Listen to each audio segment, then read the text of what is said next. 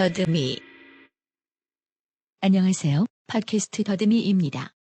이번 에피소드에는 녹음기의 설정 문제로 인해 잡음이 포함되어 있습니다. 너그러운 양해를 부탁드립니다. 감사합니다. 네, 안녕하세요. 더듬이의 사카린 오편입니다. 네, 반갑습니다. 네, 반갑습니다. 네, 저희가 지금 녹음을 하기도 전에 네. 목소리가 제가 좀 맛이 가 있는데 방금 저희가 이제 녹음하기 10분 전까지만 해도 월드컵을 딱 보고 있었죠. 그죠. 가나전을 봤죠. 그죠. 한국 대 가나전을 방금 이제 녹음하는 시간 기준으로 막 끝났는데 상당히 아쉬웠어요. 마지막 이제 후반전에 두 골을 넣고 2대 2니까 이제 좀 희망을 보았는데 사람을 약간 흥분시켜 놓고. 그러니까요. 괜히 희망 고문 줘가지고 사실 전반이나 이제 후반 초반에 한 골 더 먹혀서 3대 0이 됐으면 그냥 바로 끄고 더듬이 하자고 하려고 했거든요. 근데 이제 2대 2가 되니까 이제 못 넣는 거 아시죠? 그래서 결국까지 봤죠. 그래서 끝까지 봤죠. 그래서 뭐 다들 아시겠지만 이제 안타까운 결과가 있었고 이제 경우의 수를 두고 어떻게 될지 한번 지켜봐야 될 것 같습니다. 그죠. 아무튼 그래서 약간의 기분이 좀 다운돼 있는 상태인데 네. 저는 뭐 솔직히 상관없어요. 그냥 지면 지는 거지 뭐 이런 느낌인데 저는 개인적으로 근데 그건 있어요. 뭔가 저는 약간 좀 축구에 있어서는 저는 좀 근본주의자를 할 수 있을 것 같은데 네. 이 선수들의 멘탈리티가 좀 아쉽지 않나. 네? 그러니까 약간 그 인터뷰 중에 그런 게 있어요. 약간 그 과르디올라가 메시라는 선수 설명하면서 He's fucking beast 막 이렇게 그는 괴물이다, 짐승이다. 왜냐면 그는 언제나 골문으로 돌진하는 방법을 찾는다. 그렇기 때문에 근데 그런 선수들 흔하지 않다. 뭐 말인지 알죠 이게 약간. 그죠. 그냥 약간 사실 보면은 그냥 적당하게 하는 선수들도 있잖아요. 근데 그죠. 메시라는 선수는 어떤 상황에서는 골문으로 가서 골을 넣거나 뭐 어떻게 하는 그것을 원하는 선수인데 사실 뭐 그런 것들이 저는 조금 이번 경기에서 더 그런 게 보여줘서 좋지 않았을까? 그러니까 좀 아쉬웠던 게 확실히 좀 더 공격적으로 나갔어야 되지 않나 싶은데 8마일의 에미넴 같은 멘탈리티 그러니까요. 아니면 이제 지금은 이제 안타까운 사고로 돌아가셨지만 코비 브라이언트의 이제 맘바 멘탈리티라는 게 있어요. 맘바가 이제 검은 뱀이라고 하거든요. 근데 이제 별명이 이제 블랙 맘바였는데 그래서 맘바 멘탈리티라고 하면 뭐 이런 거 있잖아요. 말도 안 되는 거. 저는 시야를 넓히기 위해서 실제 코비가 그랬대요. 저는 시야를 넓히기 위해서 방 구석에서 하루 종일 방 구석만 보면서 반대편에서 무슨 일이 일어나고 있는지 내가 알아내려고 노력했다. 뭐 이런 거라든지 아니면 어떤 뭐가 있었을 때 하루 종일 뭐 자유투만 하고 뭐 그래서 뭐 자유투를 개선했다든지 뭔가 이런 맘바 멘탈리티가 요즘 축구에서는 방금 제가 못 본 것 같아서 좀 아쉬운데 이제 이걸 다시 취하면은 또 아쉬운 게 또 그거였어요. 손흥민 선수의 마스크를 이게 사실 시야가 가려지거든요 어느 정도. 답답할 것 같긴 말한테 이거 씌우는 것만요. 분명히 어느 정도 이 측면 시야가 가려졌을 텐데. 그죠. 이게 없었더라면 차라리 좀. 아무튼 저희가 이렇게 축 잘하는 건 아니지만 그렇죠. 그런 생각을 했다. 평소에 이제 또 보지도 않다가. 그래서 느꼈어요 저는. 이게 좋은 축구 선수가 되는 건 좋은 예술가랑 비슷할 수 있겠다. 당연히 뭐든지 비슷하니까 모든 분야에서 그죠. 근데 이제 그 방법 중 하나가 그런 게 아닐까. 슛을 갈길 수 있는 기회가 올 때 갈길 수 있어야 된다. 그죠. 기회를 그런 사람이 그리고 아까 말한 것처럼 이렇게 문전으로 계속 쇄도해서 들어가는 그런 그 멘탈리티 뭐 이런 게 좀 필요하지 않을까. 그러니까. 오로지 앞만 보고 오직 직진 그죠. 오직 직진. 그게 좀 아쉬웠지 않나. 그래도 아직 뭐 끝난 건 아니니까. 그죠. 또 다음 12월에 다음 더듬이 에피소드를 소개할 때면 16강에 대해서 이야기하고 있는 순간이 왔으면 좋겠습니다. 그죠. 아무튼 그래서 오늘은 이제 지난 편에 이제 요스티 그레이터와 하랄드 티스의 작업 전반적인 내용을 좀 살펴봤다면은 이번 편은 이제 사실 다들 아시겠지만 요랄드의 작업 두 개 혹은 전시를 골라서 얘기하는 시간이죠. 그래도 이제 저는 전시 준비를 하나 했거든요. 오펜 씨는 무슨 준비를 하셨죠? 저는 이제 10 바인게어트라고 이제 10 바인야드죠 영어로. 그래서 그 비디오 작업 하나를 준비했는데 그걸 하면서 여러 가지 좀 그냥 간략하게 다른 전시를 좀 섞은 느낌으로 뭐 이런 식으로 좀 준비를 했습니다. 제가 준비한 전시는 이제 분더데스 레벤스라는 전시로 이제 오스트리아 빈에서 열린 전시인데 제가 먼저 소개를 하고 그러면 이제 오펜 씨가 그 다음에 작업 소개를 하시고 저희가 또 이제 정리를 해서 얘기를 잠깐 나누고 마무리하는 시간으로 진행하도록 하겠습니다. 예, 그렇게 하도록 하죠. 네, 제가 그래서 이제 준비한 전시는 분더데스 레벤스라는 전시입니다. 분더데스 레벤스가 약간 번역하면 뭐가 될 수 있을까요? 이제 분더데스 레벤스 같은 경우 이제 약간 번역하면 생명의 기적 같은 거죠. 그렇죠, 인생의 기적. 인생의 기적은 생명의 기적인데 제가 이 문장을 한번 구글에 검색을 해봤을 때 제가 뭐 소개해드릴 그 정책도 있지만 사실 많이 나오던 게 이제 아기 육아 관련된 책이더라고요. 육아 관련. 네, 뭐 이제 아이가 이제 책 표지에 방긋 웃고 있고 뭐 분더데스 레벤스라고 써 있거나 아니면 어떤 바다 생물이라든지 아니면 뭐 아프리카 뭐 이런 데 있는 사바나 초원에 사는 생물들 있잖아요. 그런 것들이 딱 나오는 걸 보니까 어쨌든 좀 생명에 관한 것이다. 그러니까 생명 자체가 가지고 있는 어떤 아름다운 기적, 아름다운 뭐 네, 이런 그런 이야기인 건데 이 전시를 좀 먼저 간단하게 소개해드리자면 사실 요랄드가 이제 엔트워프 현대미술관에서 한 2013년 말쯤에 가장 컸던 이제 약간 대규모 개인전을 가졌어요. 그 전시 제목이 이제 옵티문두스라는 전시인데, 네, 이 책을 제가 가지고 있죠. 그죠, 오펜 씨가 보여준 책이 이 책이고, 그 이후에 이제 2014년인 2월에 오스트리아 쿤스트할레 빈에서 열린 요랄드의 첫 이제 대규모 개인전입니다. 아 이게 첫 번째 대규모 그거예요? 개인전? 그러니까 오스트리아에서 열린. 오스트리아에서 열린. 그러니까 그 전에 있던 가장 큰 대규모 개인전이 이제 본인들의 엔트워프. 고향인 이제 엔트워프에서 열린 옵티문두스라는 전시였고 이 전시 같은 경우에 이제 오스트리아에서 열린 가장 큰 개인전, 첫 개인전이었는데 작업 구성에 대해서 그러니까 전시 구성에 대해서 좀 얘기를 드리자면 먼저 이 전시 사진을 보시면 나중에 아시겠지만 굉장히 특이해요. 전시 공간 자체가 이제 어떤 거대한 홀이고 그래서 공간이 되게 좋더라고요. 그죠. 그냥 깔끔하게 딱 이렇게 원형 홀이잖아요. 거대한 원형 홀이고 거기에 이제 전시 구성물들이 있는데 그것들 이제 어떻게 돼 있냐면 첫 번째가 이제 중간 가운데 이제 약간 세 개의 머리로 구성된 조각물이 있어요. 거기서 이제 물이 조금씩 뚜두둑 떨어지고 마스크 있고 같이 생기는 거에서 나오고. 그죠. 그리고 그 옆에 이제 관람객들이 중간중간 앉을 수 있는 벤치가 있고 좀 특이한 것이 이제 여러 개 이제 독일 말로 하면 슈텔밴드라고 해서 이제 블록이거든요. 그러니까 그림을 걸 수 있는 임시 가벽 있잖아요. 가벽이죠, 가벽. 네. 그게 이제 거의 한 40개 정도가 쫙 걸려 있거든요. 그리고 이제 그 가벽이 40개가 있어요? 네, 그 숫자를 찾아보니까 40개더라고요. 그 블록마다 새겨진 숫자가 있고 그리고 그 블록에 또 걸려 있는 것이 이제 요랄드가 주로 그리는 이제 백과사전 스타일이라고 하죠. 약간 사파 느낌의 이제 드로잉들이 걸려 있거든요. 수채화 같은 것들. 이번 전시에서는 이제 수채화를 안 하고 오로지 연필, 뚝심 있게 연필로만 했던 이제 그런. 이게 약간 요랄드의 전형적인 미학인데 그 블랙 앤 화이트. 블랙 앤 화이트죠. 그죠. 그리고 이제 벽에 숫자마다 또 이제 오디오 가이드가 있어가지고 맞아. 이제 숫자를 입력하면 이제 들을 수 있는 구성이 돼 있고 또 반대로 이제 블록 외곽 쪽에는 이제 요랄드의 이제 대표적인 작업이죠. 약간 사람 형태의 판자가 있고 거기에 이제 얼굴 드로잉을 붙여놓은 그런 조각물들이 있고 말 그대로 아까 이제 오펜 씨가 말하신 대로 이제 흙과 백으로 된 단촐된 구성이거든요. 그러니까 아무런 색이 그 외에는 이제 포함되지 않은. 그리고 그 밑에 이제 지하에 요랄드의 이제 뭐 나중에 소개할 텐 웨인 가든이라는가 아니면 어떤 여러 가지 이제 비디오가 상영이 돼 있다고 하는데 네네. 제가 이번에 소개해드릴 전시는 어쨌든 이제 가장 중앙 홀에서 이제 특별 전시죠. 그쵸. 약간 특별 프로젝트형 전시였던 이제 분더데스 레벤스에 대해서 이야기하겠습니다. 네. 네, 그러기 전에 이번에 잠시 이 전시가 열렸던 이제 쿤스트할레 빈에서 얘기를 하고 싶은데 혹시 빈 가보셨나요? 저는 안 가봤어요. 저도 아직 이제 한 번도 안 가봤는데 가보고 싶긴 해요. 비엔나도 보니까 이제 뮤지엄 쿼터라고 하는 지역이 있더라고요. 아 약간 이제 모여 있는. 네, 아예 모여 있는 곳이 있는데 거기가 원래 이제 합스부르크 왕가가 쓰던 이제 마곡간이래요.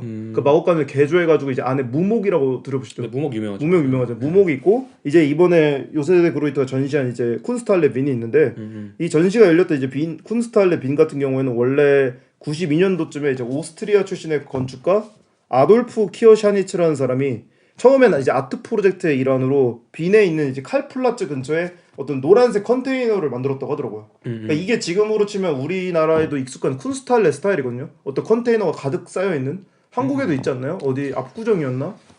어딘가에 쿤스트할레라고 있었거든요. 아 그런 게 있어요? 네, 거기서 이제 보면은 파란색 컨테이너가 이제 가득 쌓인 큰 홀이거든요. 근데 이것에 약간 오히려 우리한테 친숙한 그거 아니야? 건대 그 뭐지 무슨 그라운드라고.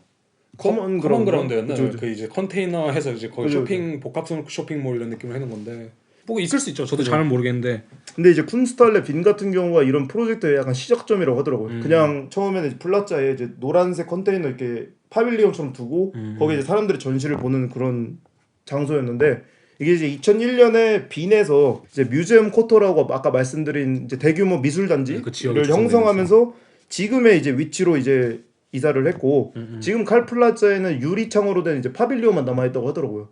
거기에서는 어떤 상설 전시나 뭔가 대규모 전시가 열린다기보단 그러니까 칼플라츠라는 곳에 있던 것은 이제 컨테이너고. 예, 그래서 거기는 그대로. 근데 그 당시 이름이 그게 이미 쿤스트할레 빈이었어요. 예, 이미 쿤스트할레 빈. 그 다음에 이제 그게 지금 아까 말씀하신 지금 그 대규모 지역으로 이사 갔지만 칼플라츠에는 남아 있는 게 있다. 그래서 남아 있는 게 있다. 그렇죠. 그래서 홈페이지에 들어가시면 두 개의 주소가 나와 있어요. 아 그런 식으로. 그리고 실제로 지금 이제 그 유리 파빌리온 같은 경우에는 칼 플라자에 있는 곳에서는 조금 신진 작가라던가 아니면 크지 않은 약간 소규모 전시 있잖아요. 오프스페이스 같은 오프스페이스의 느낌식으로 이제 좀 간단하게 진행된다면 반대로 이제 본관에서는 꽤 이제 큰 현대 전시들이 이어지고 있는데 전시장이 특이한 게 대부분 쿤스트 뮤지엄이라던가 아니면 쿤스트 할레라고 해서 어떤 잔물롱이라고 해서 상설 전시 하나씩 있잖아요. 그죠.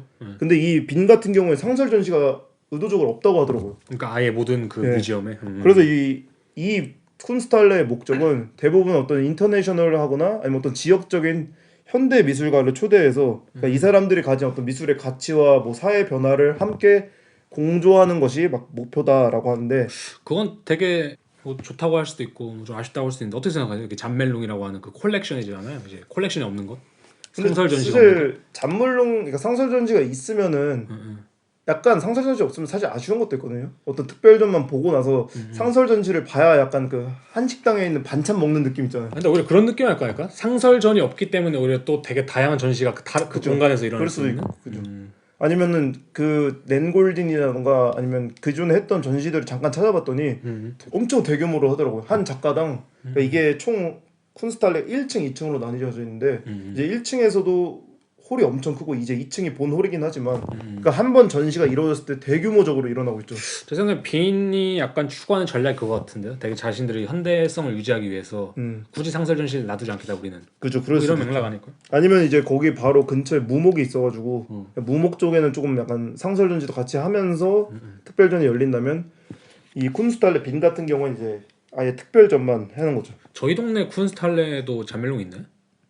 제가 거기서 또 일을 했었잖아요. 네, 그죠. 있죠. 아 있어요? 거기는 있어요. 거기는 이제 총 그래도 4층 정도로 되어 있는데 사실 규모는 그렇게 안 크죠. 확실히 비엔나랑 비교를 했을 때 그래도 있긴 있다. 있긴 있어. 지하나 1, 2층 항상 있고 이제 특별전 같은 게 3층에서 하는데 사실 근데 맨날 궁금했던 것 중 하나가 이 쿤스트, 그러니까 독일에 이제 쿤스트 할레가 있고, 네. 뭐 쿤스트 페어하인이 있고, 뭐 이런 몇 가지 이런 형식들이잖아. 뭐 쿤스트 뮤지엄도 있을 것이고 예를 들면 이제 쿤스트 뮤지엄 같은 건 이제 미술관인 거고, 쿤스트 할레도 그냥 미술관으로 해석을 해야 되나요? 이건 진짜 말 그대로 그 이름대로 가야 되는 것 같아요, 그죠? 쿤스트 강당이라고 할 수도 없고 쿤스트 홀이라고도 할 수 없는 이제 어떤 특정 우리가 알고 있는 그 느낌의 그 공간이 되어버렸잖아요. 그죠. 완전히 뮤지엄급은 아니지만 약, 오픈 스페이스도 아니고. 그러니까 이게 약간 그거네. 오프 스페이스랑 뮤지엄 사이에 있는 것을 정도가 할래고 페어하인은 사실 이제 약간 지역적으로 이제 그죠. 또 약간 레지던시라든지 거기 속한 사람들 있잖아요. 뭐 그런 사람들로 하는 것일 거고. 그죠. 아무튼 보면은 작가들이 굉장히 빵빵했어요. 1998년도에 이제 낸골딘이 처음 전시를 시작하고 지금까지 뭐 대충 몇 명만 제가 찝어냈는데 우고 론디노에도 케인전을 크게 가졌었고 레이먼드 패티봉도 했었고 스티븐 맥킨도 했었고 우어스 피셔도 스티브 맥키는 그 디자이너이지 않을까 싶었거든요. 그러니까 옷 디자이너. 그죠. 그리고 이자 겐츠켄도 했었고. 저 스티브 맥킨이 그 영화 감독인가 아니면은 옷 디자이너? 저 좀 헷갈려 지금. 아무튼 이제 알렉산더 맥킨이 옷 디자이너죠. 스티브 맥킨 아마 영화 감독이죠. 그러면. 그래서 이 공간이 이제 아까 말씀드린 대로 1, 2층 홀로 구성되어 있으면서 안에를 보면은 내부가 굉장히 차가워요. 그냥 뭐 별다른 장식도 없고 거대한 이제 콘크리트 홀 안에 이제 화이트 큐브가 약간 있는 형태거든요. 근데 이 공간에 대해서 이제 요랄드가 이제 인터뷰에서 언급한 부분이 있었거든요. 근데 그 부분을 제가 좀 읽어드리면 강한 차가운 빛이 이끄는 거대한 콘크리트 홀인 빈 쿤스탈레의 급진적인 건축은 저희에게 보다 급진적인 접근법을 촉발시켰습니다. 그래서 공간만큼 급진적인 하나의 큰 작품을 두는 것을 목적으로 했는데 우리는 항상 작업 자체에 방문자의 존재를 포함하는 것을 좋아합니다. 그들이 전시를 바라보거나 어떤 미술 대상을 바라볼 때 그들 또한 작품의 일부가 됩니다. 비엔나 이번 전시에서는 볼 것이 많지만 볼 것도 없을 것입니다. 방문객은 이 전시를 위해 만들어진 매우 불편한 벤치에서 분수를 바라보며 잠시 휴식을 취하거나 불친절한 오디오 가이드를 들으면서 수백 점의 그림을 감상할 수 있습니다. 라고 하거든요. 저는 여기서 이게 확실히 요랄드 작업 핵심 같아요. 전시회에는 볼 것이 많지만 볼 것이 없다.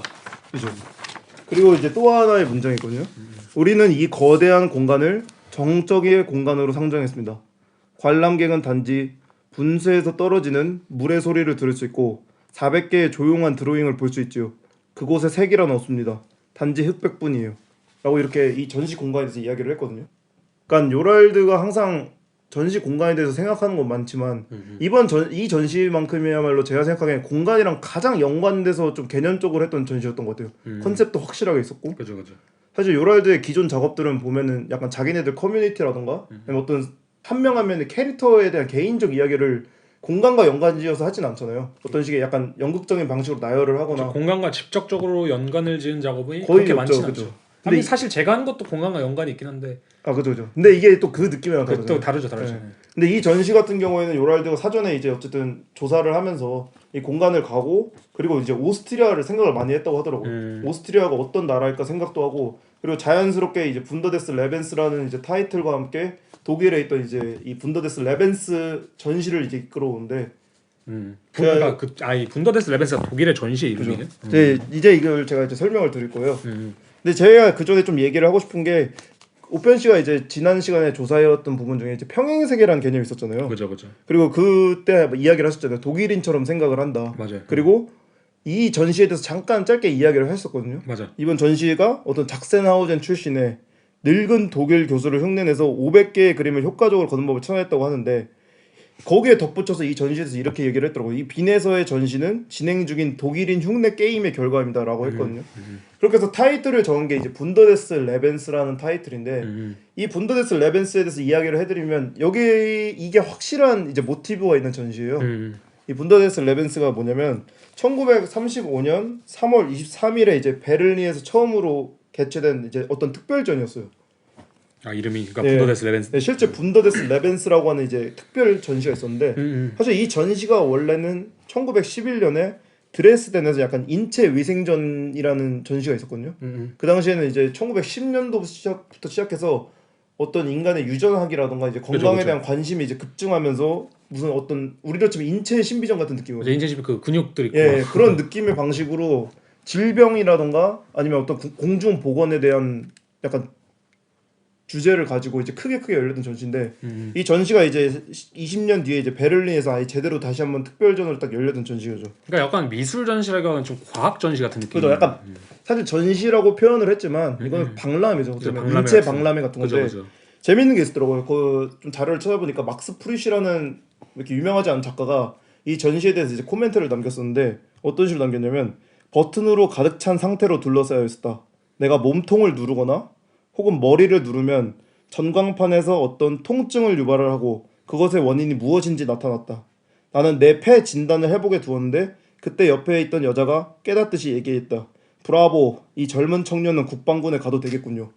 또 이제 막스 프리시가 거기에 이제 덧붙여서 또 한 번의 코멘트 남겼는데 건강한 인간이 기적이다 라는 이름의 타이틀을 건 강당이 있었다. 그러나 그것의 진상은 건강하고 기적적인 것은 게르만족이라는 것이었다. 그러니까 이 분더데스 레벤스라는 이 박람회가 그러니까 표면상으로는 그치. 그냥 건강과 뭐 신체 정보를 건강과 주는 공중 거지만. 보건을 위한 것이지만 그 이면에는 사실상 이 위생 전시를 나치가 이제 이거를 받아들이면서 사기들을 위한 이제 프로파간다로 쓰기를 시작하거든요. 그러니까 흔히 말하는 그 우생학이죠, 그게. 그죠, 그게 우생학이죠. 그죠. 실제로 이제 이 1935년 이 베를린에서 전시가 개최되기 이미 2년 전부터 건강법이라는 게 새로 제정했더라고 하더라고요. 그리고 이제 35년에 이 전시가 일어났던 35년에 유대인과 아리아인 사이에서 혼인이 금지당하고 그리고 그 해 이제 7월 14일에 우생학에 기반한 비정상인 혹은 비건강인 발육 예방법이 제정됐단 말이에요. 그리고 이게 그 유명한 T4 정책으로 이어지거든요. 그러니까 이 정시가 사실 나치가 가지고 있던 이제 인종 청소 라센하이겐이라고 하거든요. 인종 청소라든가 혹은 신체 아니면 정신적으로 질병을 가진 장애인들을 말살하기 위해서 만들어진 약간 프로파간다 전시였던 거죠. 그러니까 한마디로 분더데스 레벤스라는 전시 그건 거잖아요. 우리 나치라든지 건강한 게르만은 이래야 된다라는 것을 사실 보여주는. 이거 역설적인 거죠. 생명의 기적이라고 했을 때 이 사람들이 생각하고 있던 생명은 아리아인의 생명인 거죠. 아니면은 독일인의 아리아인 생명이 가지고 있는 기적성을 보여주기 위한 일종의 프로파간다 전시였던 거죠. 그죠 그런 거죠. 그래서 이게 재밌는 게 제가 아까 말씀드렸듯이 그 전시의 구성에서 이렇게 화이트 엘레멘트라고 하는 이제 인간 형태의 판자가 있다고 했잖아요. 그죠. 요랄드 작업 중에. 네 맞아요. 근데 이 전시에서 실제로 딱 들어갔을 때 가장 아이코닉한 작업이 한가운데 있는 이제 유리로 된 투명한 모양의 인간상이거든요. 약간 이렇게 만세하고 있어요. 마치 굉장히 건강하다는. 그 요랄드 작업이에요? 아니 이제 이런 작업 실제로 분더데스 레벤스에서. 네.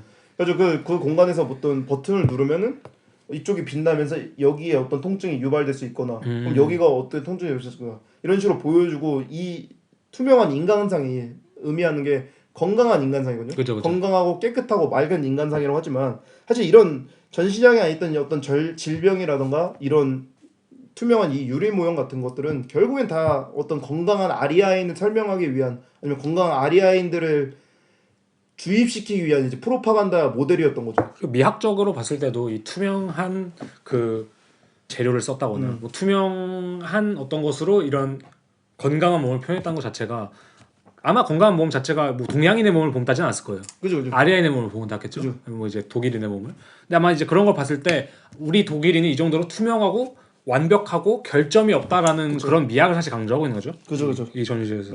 또 재미있는 게 이제 전시장 내 사진이 몇 개 남아있지 않더라고요. 그래서 책도 막 찾아봤더니 이 전시의 카탈로그가 실제로 지금 한 4,000유로 정도로 팔리고 있더라고요.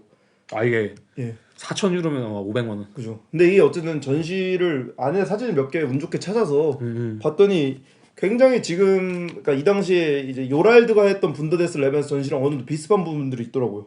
예를 들면 그 뭐 약간 건강 상태를 설명한 좀 약간 픽토그램스러운 그림들도 있고 뭐 히틀러 이렇게 가족 나무라고 하는 게 있더라고요. 그래서 이제 히틀러가 얼마나 순수한 아리아인인지 보여주기 위한 약간 혈통서를 나무로 표현한. 아 그리고 히틀러가 오스트리아인 아닌가요? 히틀러 오스트리아 그죠. 역설적으로. 그죠. 그래서 이때 이 전시를 좀 더 오스트리아에서 했잖아 이 전시를. 그래서 아마 그게 있나 보다. 그리고 이제 아니면 뭐 약간 나치 부역자들 아니면 나치 장교들의 약간 모험적 초상화 약간 이러고 있는 느낌의 그런 그림도 있고 또 여러 도표들도 있고 아니면 뭐 장애인들을 약간 민더베어티게로 표현을 하더라고요. 그러니까 저같이 아니면 열등한 사람들을 표현한 약간 픽토그램들이 굉장히 딱딱하게 나열돼 있거든요. 나중에 뭐 사진을 올려드리겠지만 사실 이 오스트리아에서 열렸던 요랄드 전시도 굉장히 딱딱하게 구성돼 있잖아요. 그죠. 흙과 백의 색상부터 시작해서 아니면 그 미학 자체가 의도적인 딱딱함이 있거든요. 그죠. 또 거기 재밌던 게 이런 표가 있더라고요.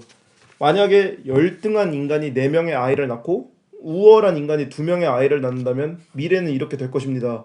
라는 제목과 함께 붙어있는 도표가 있는데 거기도 이제 괴상망측하게 약간 그 질병이 있는 사람을 무슨 약간 프랑켄슈타인 같은 뭐 약간 고블린 같이 이렇게 표현해서 약간 이러고 있고 궁금하네 이게 전시. 그러니까 옆에 있는 사람은 건강한 아이가 이렇게 있거든요. 그게 이제 점점 모양이 커져서 나중엔 그 아이는 없어지고 그지. 이제 열등한 인간들만 약간 세상을 그러니까 가지고 있는 그러니까 도태될 것이다. 그죠. 이런 식의 일단 전시가 있던 어떤 프로파간다 박람회였어요.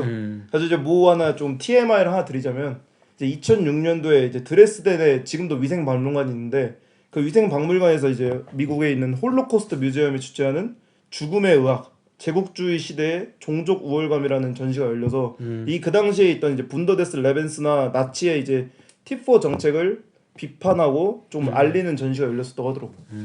그럼 팁4 정책을 여태까지 몇 개 언급하셨는데 팁4 정책이 정확히 뭔가요?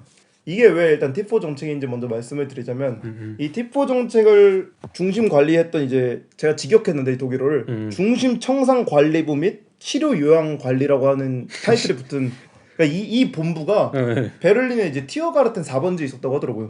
그래서 이게 티어가르텐 4번지라서 T4. 그래서 T4로 이제 줄임말이 된 건데 이게 사실 무슨 정책이냐면 아까 말씀드린 대로 열성 유전자 제거 정책이에요. 말이 이미 어느 정도 되게 아이러니한데. 근데 뭐 어쨌든 그 딱 직접적으로 이해할 수 있는 열성 유전자 제거 정책. 그러니까 열등한 인간 제거 정책인데 이게 1939년부터 이제 본격적으로 시행돼서 장애인이라던가 아니면 정신 이상자의 안락사를 실행하는 이제 프로그램이에요.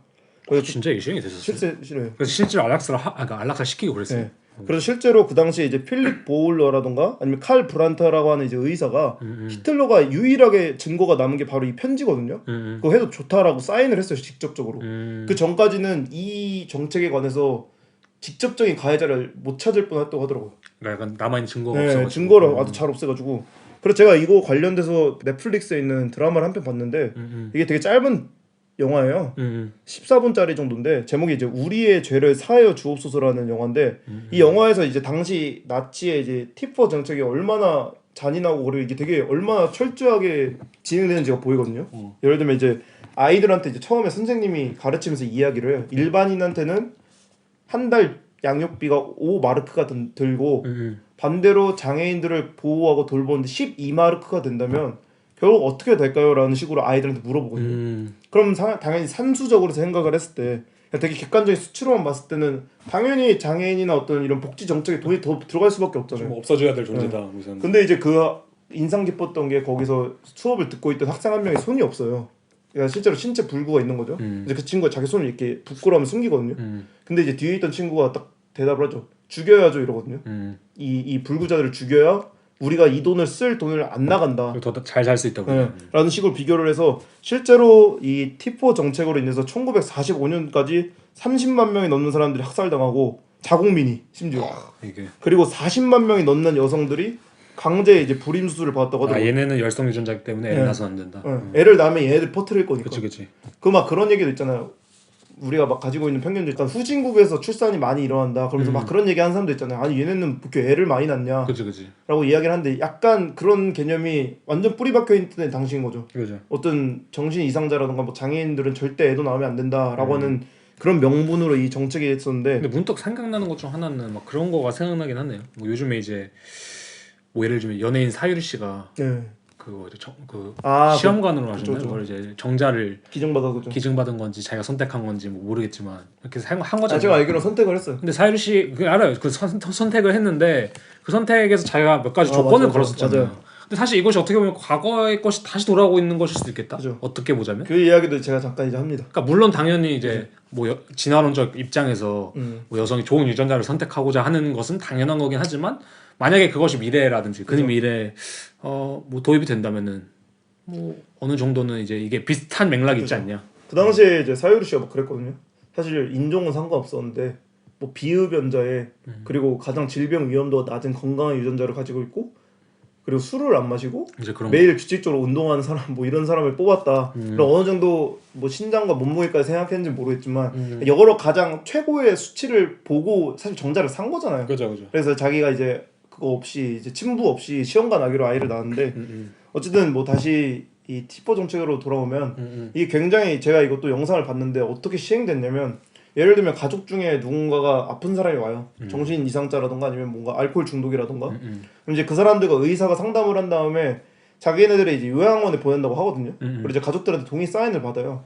당연히 사실 자국민 입장에서는 자국민 의사가 뭔가 생각지도 못하잖아요. 그럼 그 사람들이 이제 기차를 타고 어느 공간으로 가거든요. 그럼 이제 인종 청소부라고 하는 그러니까 부서 같은 데 있는 독일 곳곳에 있는 약간 요양원 같으로 보내줬는데 대부분 처음에 당시에 이 사람들을 어떻게 학살을 했냐면 그냥 공간 안에 때려넣고 문을 잠가요. 그리고 기다려 그냥 30일이든 60일이든 굶어 죽을 때까지. 사람이 그걸 할 짓이 있나? 그러니까요. 그 다음에 이제 나왔던 게 나중에 후에 홀로코스트 가스실로 발전하는 게 여기서 처음 등장하거든요. 자기네들 그 장애인들을 빨리 죽이려고 집어넣고 이제 호스를 꽂아요. 그 영상을 보면 호스를 꽂고 거기서 이제 자동차 엔진을 이렇게 틀거든요. 그렇게 해서 이제 직접적으로 죽이는 방식으로. 옛날에 이렇게 그 매연 같은 거라고 그죠. 그런 거 넣어서 일산화탄소 같은 거 파이프로 딱 연결해서 그렇게 해서 이제 집단 학생을 자행을 하면서 가족들한테는 뭐 여러 사유를 들면서 이제 조작을 했다고 하더라고요. 문서 같은 거를. 근데 그 당시에 뭐 딱히 불만이 없었나 그래도 사람들이? 아니 이때 당시에도 사실 이게 1945년쯤에 멈췄던 이유도 종교 단체에서도 엄청 반발을 많이 하고 그리고 이제 자국민들은 난리가 나죠 어느 정도. 그치. 그리고 이게 이 정책이 결국에 나치스한테도 굉장히 손해가 됐던 게 나중에 미국 정보부가 뭐 프로파간다를 선전을 했다는 이야기도 있지만 이런 소문이 돌았다고 하더라고요. 전쟁에서 다쳐서 불구가 되면 나도 일로 보내진다 라는 이야기가 있어서 자국민들 사기가 엄청 떨어졌다고요. 약간 그거네. 우리나라 그러니까 그 북한으로 치면은 그 아오지 탄광 간다. 그죠. 근데 이게 되게 웃긴 게 사실 건강한 아리아인들이 건강한 아리아인의 이상을 추구를 하려다 자기가 오히려 이 T4 정책에 말려들 수 있는 상황이 오니까 겁을 낸다고 하는 게 그죠. 결국에는 약간 그런 개념이죠. 내가 어떤 다른 세계나 어떤 다른 인종을 무너뜨림으로써 우위에 쓰고 싶어 했는데 내가 하려고 했던 이 방식 결국 나한테 돌아오는 거죠. 그치. 그때 저는 약간 이런 게 그 오편 씨가 그때 평행세계 소개하면서 얘기했던 이제 공격이 될 수도 있다 생각하고 자기 자신을 사실 파괴하고 있는 그런 거죠. 그게 약간 사실 이런 T4 정책에서 나오지 않았나라는 생각이 드는 거죠. 근데 이거 확실히 좀 겸허한 시간이 되네 이 전시 자체가 저는 요랄드가 굉장히 생각보다 준비를 많이 했고 그리고 뭐 차차 얘기하겠지만 이 전시를 통해서 저는 좀 강하게 하고 싶은 이야기가 있었다고 생각을 하거든요. 이게 그리고 되게 용감한 게 오스트리아에서 심지어 전시를 했고. 이거 왜냐면 사실 독일에서는 물론 뭐 저가 학교를 다니거나 여기서 하는 사람이라 정확히 모르겠지만 어쨌든 어디서나 막 공공연하게 막 그 당시 얘기를 하진 않잖아요 사실. 그죠 안 하죠. 특정한 상황에서만 그런 얘기 뭐 토론을 할 수 있고 얘기를 할 수 있는 거지. 이게 뭐 그냥 아무 데서 와서 야 그때 뭐 우리가 그랬지 뭐 그거 참 잘못 이런 식으로 뭐 반성을 하고 있다고 해도 이렇게 얘기하진 않잖아요. 근데 독일 친구들이랑 얘기해도 사실 이쪽 얘기 안 하죠. 거의 안 하는 것 같아요. 거의 독일 애들이 반성을 하고 있는 기존은 있지만 사실 이것을 어떤 공공연한 게 어디서 하기가 되게 애매모호하거든요. 그리고 미술 작업에서 사실 나치의 정책을 가져온다는 건 되게 색깔이 세지거든요. 그러니까 색깔이 너무 세지지. 근데 이거를 나름 요랄드 같은 경우에는 굉장히 자기네 방식으로 나름 중화를 했다고 생각을 하는데 이 정책들을 겸허하게 좀 나열을 해보자면 이 이면에 그러니까 이 전시 분더데스 레벤스라는 이 타이틀 이면에 이런 강력한 사건이 있었다라는 거였죠. 그죠. 그 재밌는 게 이제 독일어로 안락사라고 하는 오이타나지라는 단어가 이제 또 근본이죠. 항상 뭐든 하면 라틴어 아니면 그리스어인데 그죠. 이제 고대 그리스어로 이제 에우타나토스라는 단어가 있는데 사실 안락사는 좋은 죽음이라고 직역하면 좋은 죽음이더라고요. 편안한 죽음. 네. 그죠. 근데 이 T4 정책의 가장 중심이었던 게 오이타나스거든요. 안락사 정책인데 말은 이제 안락사 정책으로 표현을 하지만 이 사람들을 학살하고 아니면 건강한 사람들 사이에서 없애버리는 것이 과연 좋은 죽음일까? 근데 확실히 이게 좀 좋은 핀트 같은 게 요랄드의 대부분 작업은 이런 약간 좀 양면성이 있는 단어들 혹은 그런 개념들을 채택을 많이 하는 것 같아요. 뭐 예를 들자면 이제 저도 아마 제가 제 거를 얘기할 때 좀 차차 말하겠지만 그 포르티쿠스에서 한 전시 중에 이제 화이트 슈프리마티즘이라는 전시가 있거든요. 이제 근데 이게 아마 화이트 슈프리머시와 이제 화이트 슈프리머시라면 이제 백인 우월주의죠. 그거와 이제 화이트 슈프리마티즘은 이제 그거 슈프리마티즘이 절대주의거든요. 이제 말레비치 그림 같은 걸 절대주의라고 하잖아요. 네.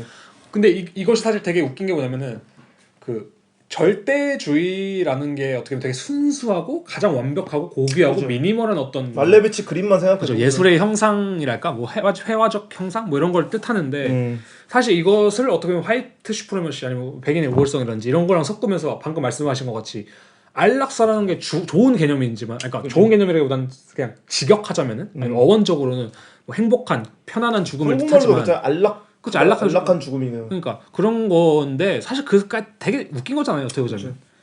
그래서 그런 거 봤을 때 확실히 이런 두 가지의 핀트를 잘 잡는 것 같다. 맞아요.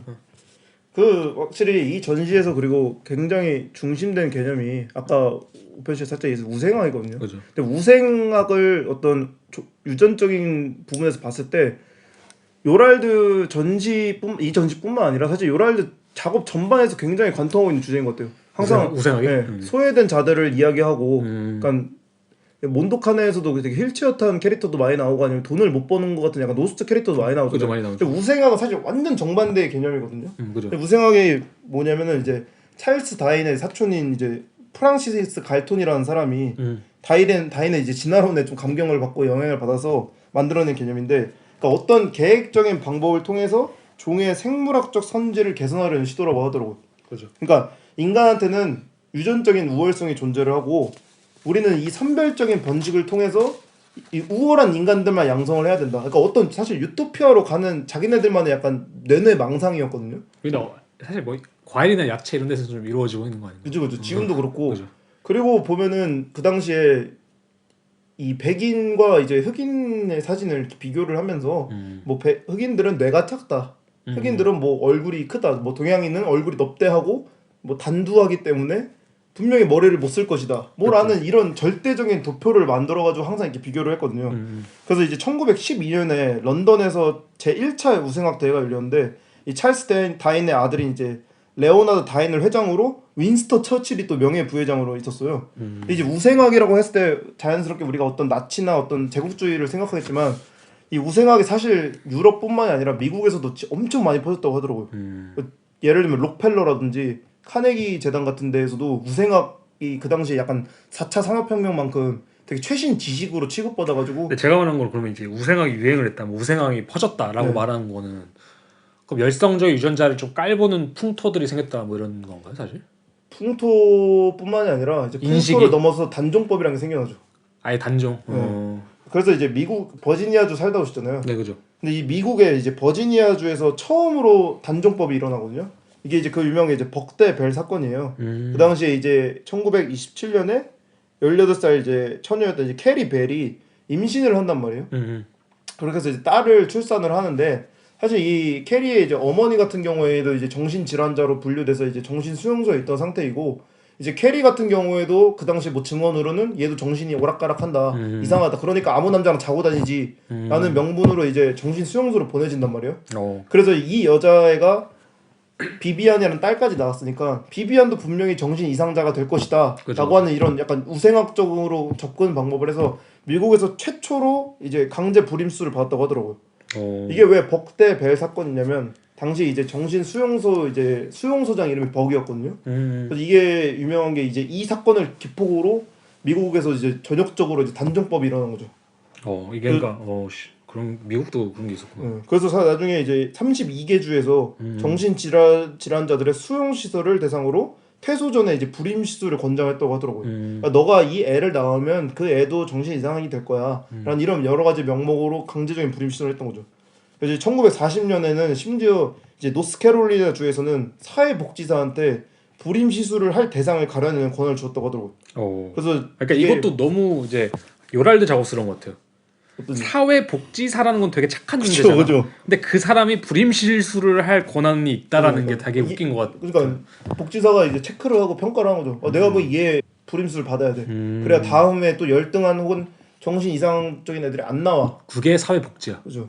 근데 이게 웃긴 게 뭐냐면 이 20년대 이 우생학이 퍼지고 이제 버지니아에서도 이제 강제 불임 수술이 일어나고 막 그랬잖아요. 근데 아까 제가 말씀드린 그 나치가 주관한 단종법 사실 35년이라고 했는데 39년쯤에 일어났거든요. 느리네요. 근데 이게 미국이 나치한테 영향을 준 게 있다고 하더라고. 오히려.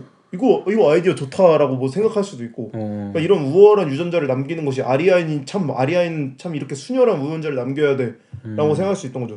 이게 약간 그런 말 있잖아요. 세계사에서 되게 잘못된 것 같은 사건들이 있거나 뭐 그런 사건을 보면 영국을 찝으면 대충 맞다고. 그죠. 근데 이것도 런던에서 그러니까 이것도 영국이네.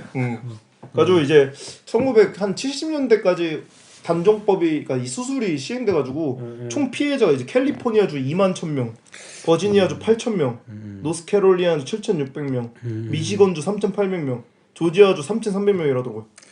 여기 이제 강제 불임수술 대상자들을 보면 사실 요랄드 작업의 주인공들이거든요. 그러네요, 진짜. 자손을 낳아 기르기에 부적절한 자들이라는 이름으로 알코올 중독자, 간질병자, 장님, 귀머거리 및 다른 신체 장애인, 성적으로 문란한 여성, 범죄자, 정신박약자, 정부 보조금으로 살아가는 사람, 강간 피해 아동 등. 근데 사실 이게 제가 볼 때는 뭐 말이 우생학이고 이래서 그렇지 사실 요즘까지도 계속 이어진 논쟁인 것 같아요. 제가 볼 때는. 그러니까 뭐 사람들이 이렇게 말을 안 해서 그렇지 그치. 이렇게 생각하는 사람들이 많을 거예요.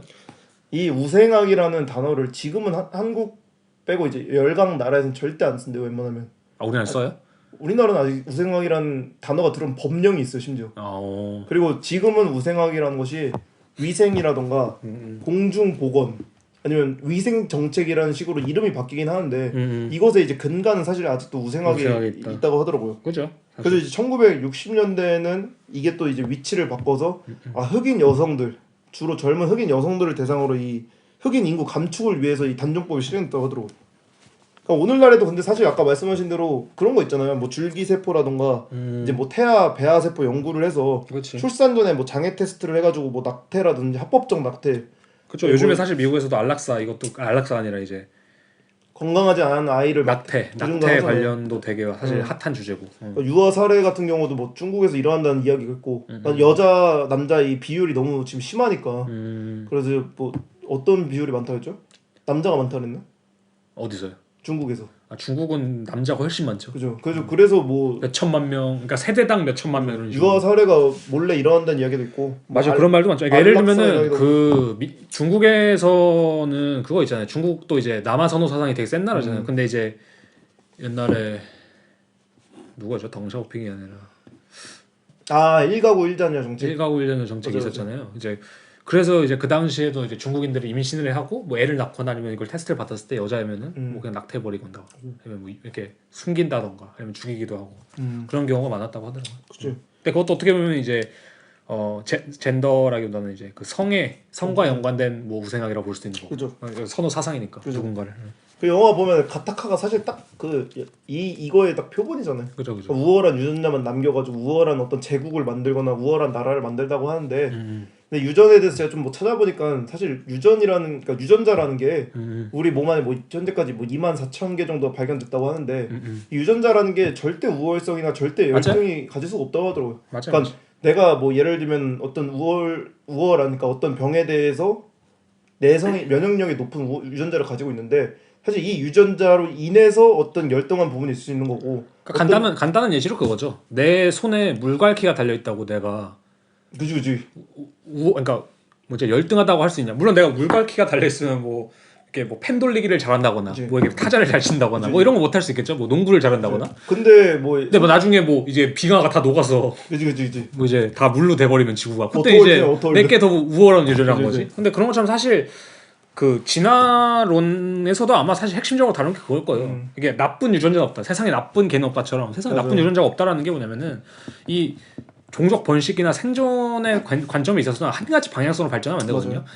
최대한 많은 그 씨앗과 최대한 많은 그 유전자를 퍼뜨리는 게 사실 종족 생존에는 더 유리하거든요. 이게 어떤 식의 일이 일어날지 모르기 때문에. 종의 다양성이 사실 제일 중요해요. 종의 다양성이 중요한 거죠. 근데 이런 부분이 암묵적으로 대중매체에서 많이 나오는 게 사실 히어로 영화거든요. 그죠. 과거에는 슈퍼맨이라던가 배트맨 한 명 있었으면 됐었어요. 맞아. 근데 이제는 약간 마블도 그렇고 제가 좋아하는 만화죠. 이제 히어로 아카데미아라고 하는 일본 만화 있거든요. 네. 그리고 이제 원펀맨도 그렇고 원펀치맨이라고 하죠. 그죠. 그것도 다 보면은 사실 되게 다양한 히어로들이 공조해서 싸운단 말이에요. 자기만의 과거처럼 뭐 이렇게 못하고. 그치. 그리고 약한 히어로는 또 약한 히어로만의 장점이 있어요. 예를 들면 얘가 뭐 원펀맨처럼 세진 못하더라도 얘는 뭐 예를 들면 누군가를 매혹을 잘 시킨다든지. 근데 이런 다양성이 있어야 사실 뭐 네트워킹을 잘 공조가 가능한 거거든요. 원펀맨이 아싸이면 뭐 도움도 안 되는데 옆에 인싸 친구 있어서 가능하고. 그러니까 뭐 제가 이과는 아니라서 잘 모르겠지만 예를 들면 그럴 수 있는 건데요. 알코올 중독자 뭐 여가 예시가 있는데 만약에 갑자기 공기 중에 알코올 농도가 엄청나게 높아져. 네. 그러면 알코올 중독자가 되게 오히려 살기 좋은 세상일 수도 있는 거고. 뭐 예를 들자면 세상에 물이 없고 술만 있어. 그러니까 제일 잘 버틸 수도 있고. 물이 없고 술만 있다. 그러니까 인간은 어쨌든 환경에 따라 또 변하니까. 뭐 이런 말이죠. 화성 가자. 그러면 화성에 갔는데 화성은 모든 게 알코올로 이루어져. 뭐 이러면은 행복하게 살 수도 있고. 뭐 이렇게 술 잘 마시는 사람이 좋은 거고. 뭐 예를 들자면. 맞아요. 그렇죠. 그게 보기 나름인 거죠. 근데 이제 한국도 아까 말했듯이 한국은 사실 우생학이 일제 강점기에 들어왔다고 하더라고요. 그 전에는 한국이 찾아보니까 조선이 되게 특이하더라고요. 조선에는 그러니까 200년 전만 해도 그러니까 전 세계에 지금도 제가 어쩔 수 없이 쓰는 거지만 장애인이라는 단어가 없었대요. 그 전에는 뭐 차라리 눈이 불편한 자, 뭐 이런 식으로 표현을 했는데 조선 시대 같은 경우에는 당연히 장애인이라는 용어가 없이 약간 세 가지가 있었는데 독질인과 잔질인과 이제 폐질인이라고 해서 독질인이 생명이 매우 위독한 병에 걸린 사람, 잔질인은 몸에 병이 남아 있는 사람, 그리고 이제 폐질인은 불치병에 걸려 있는 사람이라고 하는데, 그러니까 조선 시대를 생각하면 우리가 막 그렇게 생각할 수 있잖아요. 뭐 장애인들을 약간 멸시하거나 뭐 가렸을 것이다. 그렇죠. 계급 제도도 확실히. 왜냐면 서양에서는 사실 아리스토텔레스랑 이제 플라톤 때부터 신체가 부상이 있거나, 그러니까 신체가 기형이 있거나. 아니면 정신적 문제가 있는 사람은 약간 악마 저주 받았다 막 이런 식으로 얘기를 하고. 그렇죠, 뭐. 그리고 그 사람들을 사회에서 격리를 시켜야 사회 자체가 건강해진다라는 막 그런 식의 이론이 있어가지고 사실 서양에서는 이런 장애인들에 대한 핍박이 심했는데 조선 시대는 특이하게도 되게 복지 정책이 많아가지고 병역도 면제해주지, 부양은 지원해주고, 그리고 시각 장애인들을 위해서 일자리 창출도 따로 해주고. 아 옛날에? 예. 그리고 그 당시 체제공이라고 해서 명조였나? 어떤 왕의 이제 우의정 스승이자 이제 우의정도 하고 자의정도 했던 사람인데 이분도 약간 간질이었나 뭔가 있었고 또 한 명의 이제 우의정 중에 우의정이라 치면 지금 총리잖아요 사실. 그죠. 한 명은 또 이제 그 뭐라고 하죠? 척추마비라고 했나요? 척추 장애가 있던 사람도 있었고. 근데 조선 시대에는 사실 그걸 별로 신경을 안 썼다고 하더라고. 되게 좋은 나라네요. 그리고 막 갓 세종 하잖아요. 그죠. 세종대왕에 확실히 정책이 많더라고요. 그런 이런 몸이 안 좋은 자들을 뭐 이런 거 시키지 말고 이 사람들 빼줘라. 그리고 그런 사람들 누가 때리거나 경험하면 이 사람은 그냥 기존의 폭력 범죄 플러스해서 가중처벌을 내릴 것이다. 뭐 이런 식으로 해서 되게 복지 정책이 잘 됐다고 하더라고요. 제가 이런 말 들으면 생각나는 게 가장 좋은 나라 형태는 어진 임금을 둔 나라가 아닐까. 그러니까 저도 그 생각했어. 임금 한 명이 이렇게 됐나? 그러니까 그죠. 근데 이제 반대로 사실 우리나라도 이제 일제 강점기에 우생학 정책이 이제 들어오면서 약간 생산성이나 아니면 어떤 인종차별적 관점이 많이 들어왔다고 하더라고요. 왜요? 그런 얘기 있잖아요. 야인 시대나 아니면 그 당시 이제 일제강점기 사극 같은 거 보면은 막 그런 얘기 많이 하죠. 어디 조선 열등한 조선놈이 그죠, 그런 아니면 게으르고 열등한 민족 그러니까 길바닥에 똥 봐라 이러고. 맞아. 그리고 사실 지금 그 극우익에 있는 인사들이 얘기를 한 게 있거든요.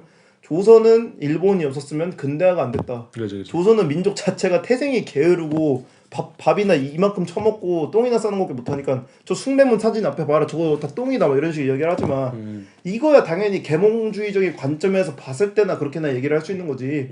사실 조선인들은 그냥 대비도 없으면 나름대로 행복했을 거예요. 그렇죠. 저희가 뭐 지금처럼 뭐 이런 식의 그거를 누리지 못했을지 몰라도 언젠가 또 어쩌면 정복당하거나 뭔가 일이 있을 수는 있었겠지만 그냥 내버려둬도 행복하게 나름대로 잘 살았을 거란 말이죠. 맞아요. 근데 이런 일본 일제 강점기에 딱 그런 개념들이 들어오고 도입되면서 이제 한국에서도 이제 우생학에 대한 이제 지식인들 사이에서 이제 퍼지기 시작했는데 이제 유명한 게 이제 신명정 교수라는 분이 이제 쓴 기사 같은 데서 봤는데 이제 베를린에서 그 당시 이제 나치스가 T4 정책을 한참 이제 하려고 준비할 때 이제 이갑수라는 사람이 거기서 유학을 하고 온 거예요. 그래서 이제 나치의 유전병 방지법을 번역하고 소개를 하고 조선 우생협회를 만들었단 말이에요. 그래서 이제 우생이라는 잡지를 창간을 했어요. 근데 이게 아까 말씀드린 대로 그 당시 최신 과학의 주류 담론이라서 우생학 이 조선 우생협회가 만들어질 때 우리가 지금 알고 있는 뭐 그 여운형 이 당시에 약간 좌파 쪽 사람이고 아니면 뭐 일제 강점기에 있던 우파 쪽 사람들이니까 이 좌우파 갈릴 거 없이 다들 이 우생협회 이제 약간 공동 발기인으로 이제 서명을 했다고 하더라고요. 왜냐면 그 당시에는 가장 그 최첨단의 이론인 거니까. 그러니까 그 당시에는 사실 이게 굉장히 절대적으로 보이는 거예요. 굉장히 이상적이거든요. 뭐 비트코인이랑 비슷한 거죠. 그리고 약간 얼핏 들으면 설득당하기 쉽잖아요. 그죠. 당연히 우월한 사람만 모아두면 당연히 우월해지지 않을까? 그죠. 우리도 막 약간 그런 얘기 하잖아요. 뭐 어떤 한 반에 수학 잘하는 애들끼리만 모아놓으면 이 세상은 수학 되게 잘하지 않을까? 뭐 이런 얘기도 하잖아요. 그거는 아니에요. 저 요즘에 이제 우마무스메라는 게임 있잖아요. 그 이제 일본 게임인데 뭐 모르시는 분들을 위해 설명해드리면은 이게 경마 관련 게임이에요. 그러니까 말로 이제 레이싱하고 그러니까 말로 이제 레이싱을 하고 경주를 하는 게임인데 이 게임의 특이점이 뭐냐면은 내가 그 말을 길러내는 사람인 거예요. 네, 실제로 그 게임이 뭐 칭찬을 받는 이유 중 하나는 뭐 그런 거죠. 약간 이게 실제로 말을 어떻게 뭐 내가 육성을 하고 어떤 뭐 전략을 쓰고 이런 것들이 되게 디테일하다.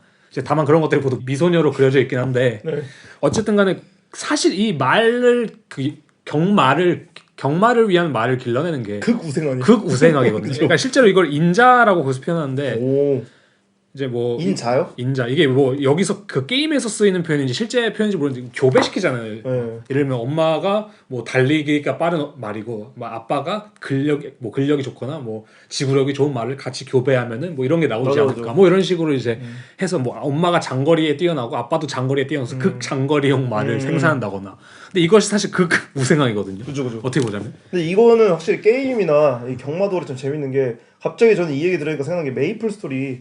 저 예전에 처음 시작해서 지금 없었겠죠. 주사위 던져서 뭐 예를 들면 전사 뽑으려고 할 때 무조건 럭키나 마법 덱스는 4사로 만들어야 되잖아요. 인트랑 럭키. 그렇죠. 뭐 그런 게 이게 있겠죠. 사실 데이터 수치로 된 가장 극우생학이거든요. 내가 이게 만약에 혹시나 4사가 아니라 5사로 떴을 때 나중에 후에 데미지가 약해진다. 그러니까 이런 거잖아요. 뭐 힘의 많은 능력치를 찍은 전사랑 힘의 많이 능력치를 못 찍은 전사가 있다면 당연히 힘의 많이 능력을 찍은 전사가 좋을 것이다. 그죠. 이런 사실 관점이 뭐 과학적으로 맞는 것일 수는 있겠지만 어쨌든 간에 우생학적인 거잖아요. 어떻게 보면. 그죠. 뭐 이렇게 우월하고 아니고 뭐 예를 들면 그런 거죠. 전사라는 직업은 없어지고 만약에 메이플 스토리에서 패치래요.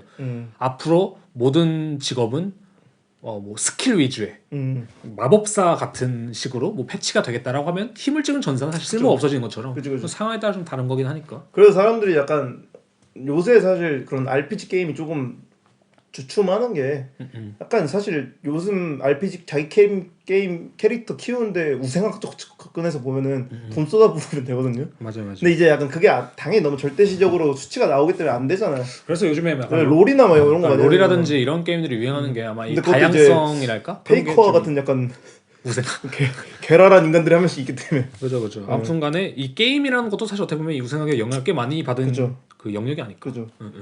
근데 이제 우생학이라는 게 진짜 웃긴 게 뭐 아까 말씀드렸지만 일본에서도 우리나라에 이제 가져왔다는 식으로 얘기를 했잖아요. 근데 이 우생학이 말이야 사실 좋은 유전자라고 하지만 근데 그 이면에는 약간 돈을 아끼는 것도 있었어요. 그쵸. 아까 독일에서 일어났던 그 T4 정책도 그 이면은 사실상 군수물자 때문에 이 복지 정책에 돈을 쏟을 수가 없는 거예요. 돈 아껴야 되니까. 네, 왜냐면 그 당시 어쨌든 독일도 복지 정책이 있었기 때문에 교회에서 이제 병자들을 많이 돌봤다고 하는데 그 사람들을 돌볼 시간에 차라리 이 병자들을 돌볼 필요가 없이 그 군수물 비용을 생산하면 뭐. 근데 일본도 그래서 처음에는 조선민족 열등하고 조선 놈들은 야만적이고 애나면 안 되라고 해서 막 산하 제한법을 했는데 37년에 전쟁에 나가 이제 군인이나 이제 물자가 부족해지니까 그때 나왔던 게 이제 내선 일체라고 해서 조선과 일본은 한 나라다라고 얘기하잖아요. 그렇게 하면서 이제 체력은 국력이다라는 구호가 이때 나왔다고 하더라고요. 우리가 또 90년 학교 다녔으면 사실 들어오잖아요. 그렇죠, 들어오죠. 체력은 국력. 근데 이게 다 우생학적 접근해서 건강한 인간을 빨리 육성시켜서 그 당시에 이데올로기였던 이제 2차 전쟁에서 승리하는 쪽으로 그죠. 가는 식으로 이제 이용이 됐던 거죠. 그래서 한국에도 아까 말씀드린 대로 아직도 그 흔적이 남아있다고 하더라고요. 한국은 심지어 사실 친일 청산이 제대로 안 된 것도 약간 이런 부분에 영향을 줬다 생각하거든요. 나중에 뭐 새마을 운동이라든지 그리고 어렸을 때 막 그 슬로건 같은 거 많았잖아요. 우리 90년대 때 학교에서 막 그거 뭐지 구령대에서 체조시키고 막 그거 그죠. 그 이름 뭐였지? 국민체조. 그것도 사실 그거거든요. 건강한 아이를 건강하게 키워야 나라의 국력에 보탬이 된다. 따라다라단 그러니까요. 그리고 우리 군대에서 맨날 시키는 거 있잖아요. 맞아. 새마을 새천년체조였나? 맞아, 그런 거 하고. 그런 것들이 다 이런 우생학적인 접근에서 그 기저에 깔려 있는 게 재밌네요. 이게 소외되고 건강하지 못한 자들을. 근데 진짜 우생학이 요랄드의 작업이랑 너무 잘 맞았더라고요. 제가 그래서 말했던 거예요. 우생학이 요랄드가 제일 주의하는 부분 중에 하나라고 생각을 한다니까요. 정말로. 저는 이거는 진짜 좋은 포인트인데 이걸 오히려 그렇게 생각했을 것 같아요. 어떻게 보면 아직도 요즘에 되게 우생학적인 예술 작업이 되게 많지 않을까? 그죠. 어떤 의미로? 그러니까 요랄드의 작업은 정말 말 그대로 우생학에 완전 반대되는 스탠스라고 친다면은 오히려 웃긴 게 뭔지 알아요? 요랄드의 작업은 가장 우생학적인 요소들을 뽑아서 맞아. 가장 우생학적이지 않은 요소를 만들어요. 예를 들면 아까 제가 그 슈프리마티즘이라고 절대주의에 대해서 말했잖아요. 네. 그러니까 요랄드가 그 아까 말한 뭐 자신의 얼굴이나 이런 걸 붙여두는 하얀색 판넬이라든지 어떤 그런 걸 쓰는 이유가 이 절대주의를 표방하는 거거든요. 이 순수함, 그 아까 말한 이제 아리아인이 이렇게 투명 그걸로 돼 있던 것처럼 문더데스 레벤 전시에서 그가 쓰는 재료들 뭐 하얀색 판넬이라든지 뭐 아까 말씀하신 오디오 가이드 뭐 아니면 가벽 딱 흰색과 검은색으로 된 전시 포맷 뭐 가벽 이런 것들이 사실 절대주의적이고 되게 완벽한 어떤 깔끔하고 완벽한 그런 것을 표방하는 건데 이게 사실 가장 구리게 만들잖아. 이게 평행세계 아까 말씀하셨던 것 중에 기생법인 것 같아. 맞아요. 기생이죠. 이게 절대주의의 기생에서 사실은 절대주의인 척 하는데 이거를 무너뜨리기 위한 기생인 거잖아요. 그다음에 이 우생학을 요즘 현대예술을 좀 더 엮어서 얘기하자면 비판하는 포인트 그거예요. 저는 가장 좋은 재료와 가장 좋은 맞아. 개념을 섞으면 가장 좋은 예술이 나올 거라고 생각하는데 맞아. 요즘 그런 식으로 작업 많이 하잖아요. 이건 되게 힙한 거고 이건 되게 좋은 거고 이건 되게 흥미로운 거고 이것을 이런 재료로 이런 뭐 방식으로 이런 뭐 3D로 뭐 이런 공간에서 만들면은 우생학적으로 가장 좋은 예술이 나올 수 있을 거라고 생각하는데 그거 아니거든요. 그죠. 그러니까 이거는 사실 착각이에요. 맞아. 제가 볼 때는. 근데 요즘에 그런 접근법이 사실 되게 팽배하다고 좀 보는 게 맞는 것 같아요. 그래서 예를 들면 그런 것도 있어요. 되게 힙한 사람들이나 좋은 공간에 전시한다거나 아니면 그런 데서 전시한 작가들이나 어떤 집단이 있을 때 자신들이 생각해서 소박하거나 자신들이 생각했을 때 별로 중요하지 않은 주제를 다루는 사람들을 되게 무시하는 경향이 있다고 생각하거든요. 저는 왜 얘는 뭐 3D에 대해서 뭐 요즘 뭐 메타버스에 대해서 뭐에 대해서 다루지 않을까? 얘 왜 디지털에 대해서 신체에 대해서 뭐 어떤 뭐 이런 문제에 대해서 다루지 않을까? 이 사람은 진짜 예술하고 있는 게 아니다. 근데 이것은 제가 볼 때 진짜 나치의 관점이랑 그다지 다를 게 없는 것 같아요. 사실. 맞아. 어떻게 보자면. 그래서 저는 이 우생학이라는 것이 어쨌든 간에 나치 이후에 뭐 나름 폐지되었다 이렇게 생각할 수 있을 것 같은데 전혀 그렇지 않은 것 같아요. 제가 볼 때는. 새로운 걸로 많이 바뀌었다고 하더라고요. 그 기사를 나중에 봤는데 그 한국에도 아까 말씀드린 대로 그 모자보건법의 14조 1항이 딱 그거더라고요. 본인이나 배우자가 대통령령으로 정하는 우생학적 또는 유전학적 정신장애나 실체질환이 있는 경우 3. 의제 1항의 경우 본인이나 배우자가 심신장애로 의사표시를 할 수 없을 때 등의 임신공, 임신 중절 수술이 허용한다 라고 돼 있거든요. 근데 사실 이런 법령들이 장애인 관련 기사를 봤는데 그 장애인 분들이 만든 신문이 있는데 그거 굉장히 기분 나빠하더라고요. 왜냐면은 이거는 자기를 포함한 어떤 몸에 불편한 사람들이나 유전학적으로 병에 있는 사람들을 법령으로 허용하는 거잖아요. 중절을 가능하다는 거. 그죠. 그리고 요새 한국에서도 그런 이야기 많잖아요. 아직도 지금 장애인 이동권 관련해서 시위를 많이 하는데 이 시위 같은 거 할 때 항상 일반적으로 그거에 대해서 비난하는 사람들의 의견이 그거거든요. 아니 장애인의 그것만 중요하냐? 너네 때문에 우리 출근 못한다 라고 하는데 사실 이런 식으로 나누는 것 자체가 이미 자기네들의 어떤 그 권리를 나눈다는 거로 생각을 한 거거든요. 그죠. 그래서 장애인을 우리랑 비교할 필요가 없는 거예요. 그냥 같은 사람인데 당연히 이동권을 당연히 있어야 되는 거거든요. 이 사람에 대해는. 그렇지. 재밌는 막 이렇게 사파 하나를 봤는데 복지 정책이 어떻게 이루어져야 했을 때 예를 들면 그 사진에 가장 키 큰 남자랑 중간 키랑 이제 작은 사람들 이게 축구장을 보려고 하고 있어요. 근데 같은 판넬을 놔주면은 큰 사람은 계속 볼 수 있는데 이제 한 명은 그래도 그나마 볼락말락하고 제일 조그만 사람은 그래도 점프를 해야 된단 말이에요. 여전히 못 보지. 근데 복지 정책은 그렇게 되는 게 아니라 키 큰 사람한테는 안 줘도 되고 중간 사람한테는 중간 크기의 판넬을 밑에 깔아주고 가장 작은 사람한테는 가장 높은 판넬을 깔아주고 이런 식으로 이제 선차적으로 분능이 돼야 그래야 다 같이 볼 수 있거든요. 그러니까 이게 약간 그런 식으로 생각하면 근데 그걸 특혜라고 생각하면은 불만이 생긴다니까요. 그러니까 이걸 그렇게 생각하면 될 것 같아요. 뭐 예를 들면은 아까 말씀하셨죠. 우생학이라 쳤을 때 우월한 사람들을 모아두면 모두가 우월해지겠죠. 근데 웃긴 건 뭔지 아세요? 그 안에서도 열등한 사람이 당연히 있을 거예요. 그게 끝이 없다니까요. 그러니까 이게 아까 말씀하신 것처럼 독일 병사들이 뭐 내가 우생학이든 뭐 나치의 걸 지지해서 전쟁을 갔다 와서 팔이 잘리니까 나중에 내가 그 제거될 대상이 됐다라고 생각했을 때 그냥 내가 언제든 그렇게 될 수 있는 거거든요. 사실 뭐 그런 거 봤을 때 이것이 굳이 더 남밀이라고 생각하기보다는 좀 그러니까 뭐 당신이 몸에 불구를 가져야 된다 이렇게 말하는 건 아니지만 이것이 그다지 멀리 떨어진 얘기는 아니거든요. 솔직히 말하면. 그러니까 이게 그냥 내가 서울대생이라고 지잡대 애들 나는 쟤네 사람을 취급하네 라고 해도 만약에 뭐 하버드를 가 MIT를 가 아니면은 뭐 진짜 대기업에 들어가 뭐 애플에 들어가 어딘가에 들어갔을 때 또 거기선 자기가 그렇다지 우월하지 않을 수도 있는 거거든요. 그 갑자기 그거 생각나요. 뭐 기업 회장 아들이 예전에 이제 자기 트위터였나 이렇게 남겼잖아요. 조선인은 미개하다고 했나? 맞아요. 그걸로 이제 논란이 됐죠. 근데 그게 사실 뼈 저린 우생학적 관점이거든요. 제가 볼 때 우월할 수 있는 몇몇 사람을 뽑자면 우선은 조 바이든. 우선 미국의 대통령이니까.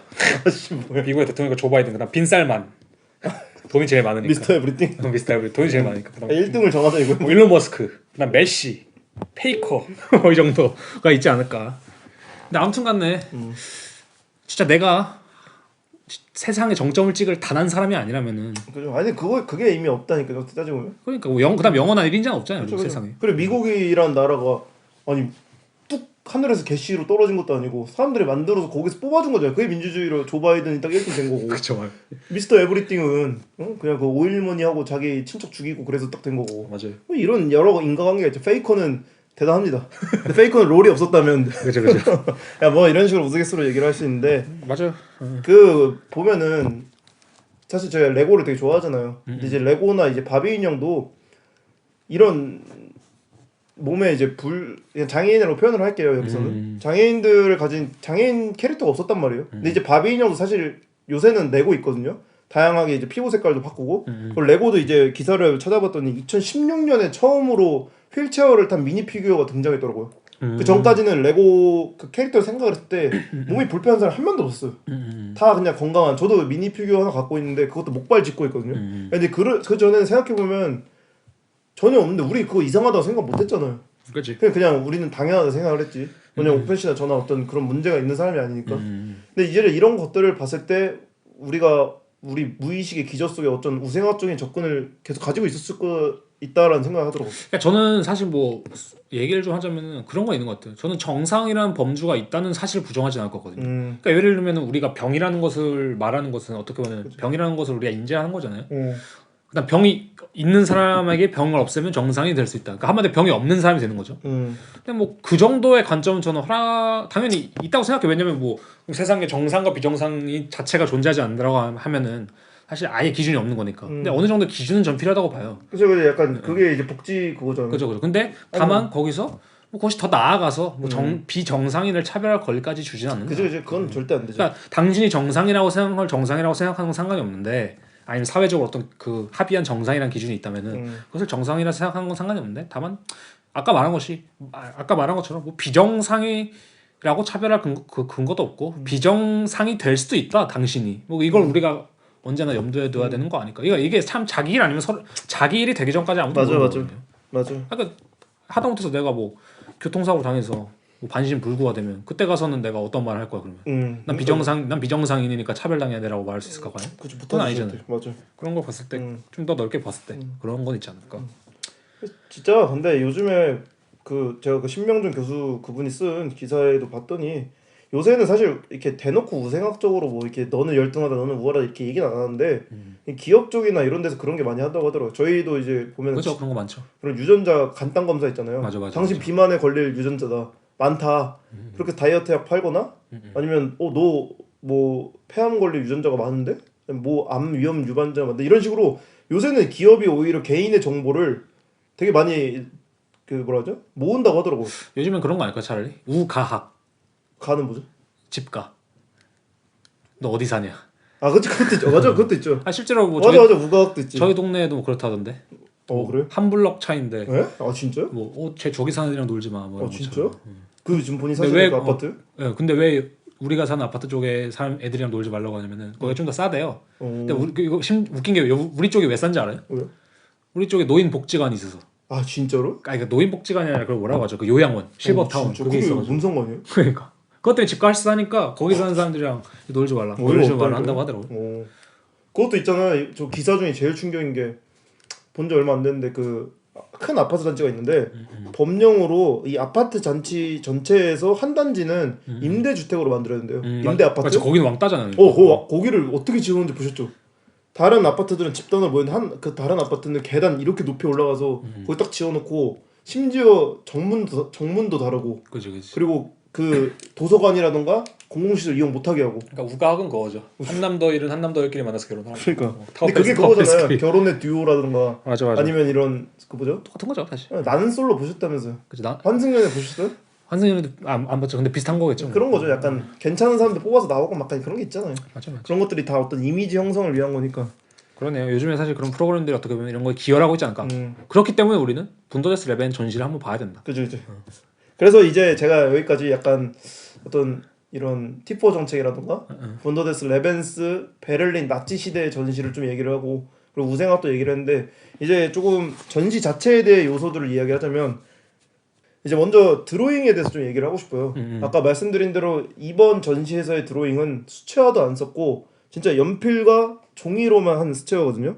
그래서 이 400개의 드로잉이 뭐 여러 대중 매체, 뭐 인터넷, 잡지, TV 같은 곳에서 이제 작가들이 모은 다음에 그걸 이제 그렸다고 하더라고요. 그래서 뭐 예를 들면 화물을 가득 적재한 선박이라든지 머펫쇼라든지 아니면 뭐 잡힌 상어 같은 것이라든지 아니면 그냥 거리에 있는 자동차, 뭐 농구하는 사람들, 그러니까 되게 그냥 봤을 때 전혀 상관없는 것들이 굉장히 그냥 무미건조하게 걸려있단 말이에요. 그리고 이제 오디오 가이드가 사실 포인트인데 오디오 가이드는 이런 무미건조한 드로잉에 대해서도 굉장히 객관적으로 나열만 한단 말이에요. 제가 이제 좀 보면은 첫 번 이런 식으로 나와요. 로봇 목소리로 한국말로 통역을 하면 위에서 왼쪽 목격자에 의해 구성된 고문 받고 있는 남자의 스케치. 이거 위에서 가운데 북한 방송 아닌가요? 폴랑드르 올드카 모임의 대표인. 위에서 오른쪽 숲을 산책 중인 머리 없는 여자. 아래 왼쪽 안네 프랑크를 묘사한 두상. 아래 오른쪽 어부들에게 잡혀 난도질 당한 고래. 약간 이런 식으로만 묘사를 하고 그러니까 완전 그냥 그 겉핥기식으로 이 고래가 어디서 살다 온 고래인지 아니면 이 어부들이 불법 포경을 하고 있는 건지 아니면 이게 합법적으로 포경인 건지 아니면 이 올드카 모임인 사람들이 어떤 올드카 모임인 사람인지 이런 건 전혀 없이 그냥 진짜 보이는 컴퓨터 프로그래밍적인 묘사만 딱 나열을 한단 말이에요. 그래서 이런 걸 딱 봤을 때 이 그들의 드로잉을 어떤 기사에서는 이렇게 표현을 했는데 기존 전통적인 그림 사전과 달리 여기에는 어떤 심볼 시스템이 존재하지 않습니다. 모든 드로잉이 그러니까 모든 것이 모든 사람에게 노출되므로 모든 것이 평등합니다라고 하는데 이게 사실 얼핏 들으면은 굉장히 모두가 평등한 사회를 얘기하는 걸 수도 있지만 사실 이거 되게 굉장히 절대주의적인 관점이거든요.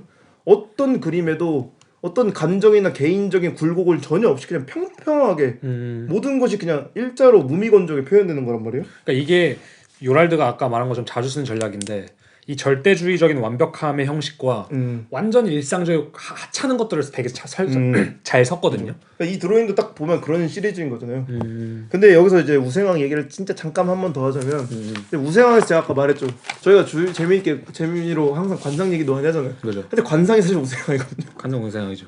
왜냐면은 제가 예전에 그 크리미널한 책 읽으면서 말했을 때 말씀드린 기억나세요? 범죄자 유형의 골상학이라고 해서 맞아, 범죄자는 뒤통수가 뭐 여러 가지가 있었잖아요. 근데 이게 사실 우생학에서 가장 먼저 나온 게 인종 간의 우월성을 이제 증명하기 위해서 여러 이론을 만드는데 예를 들면은 성기와 배꼽 사이의 길이를 따른 백인이 흑인한테 가진 우월성 그리고 우량아 대회에서 머리 둘레에다가 머리 이렇게 둘레 넓으면 야 요놈 골격 좋다 막 이러잖아요. 이놈 머리 똑똑하겠다 이러고 아니면 두개골의 폭과 길이 비율로 계산되는 두개지수 막 이런 걸 얘기를 했는데 사실 이거는 어떤 인간을 개인적인 특성이나 뭐 이런 걸 비교하는 게 아니라 뭐 예를 들면 야 백인이 성기와 배꼽 사이의 길이가 더 기니까 더 우월해라고 하는 괴상한 객관적 지표를 만들어서 비교하는 거란 말이에요. 그죠. 근데 이 드로잉들이 사실 그 상황을 그냥 객관적으로 묘사하고 나열하는 것 자체가 그리고 오디오 가이드를 이렇게 트는 것 자체가 어쩌면 되게 우생학적인 관점에서 객관적인 요소만 나열하는 거죠. 맞아. 하나하나에 집중하지만 이야기 듣지 마. 그러니까 우생학이란 게 사실 개인의 특성을 고려 안 하는 거죠. 그죠.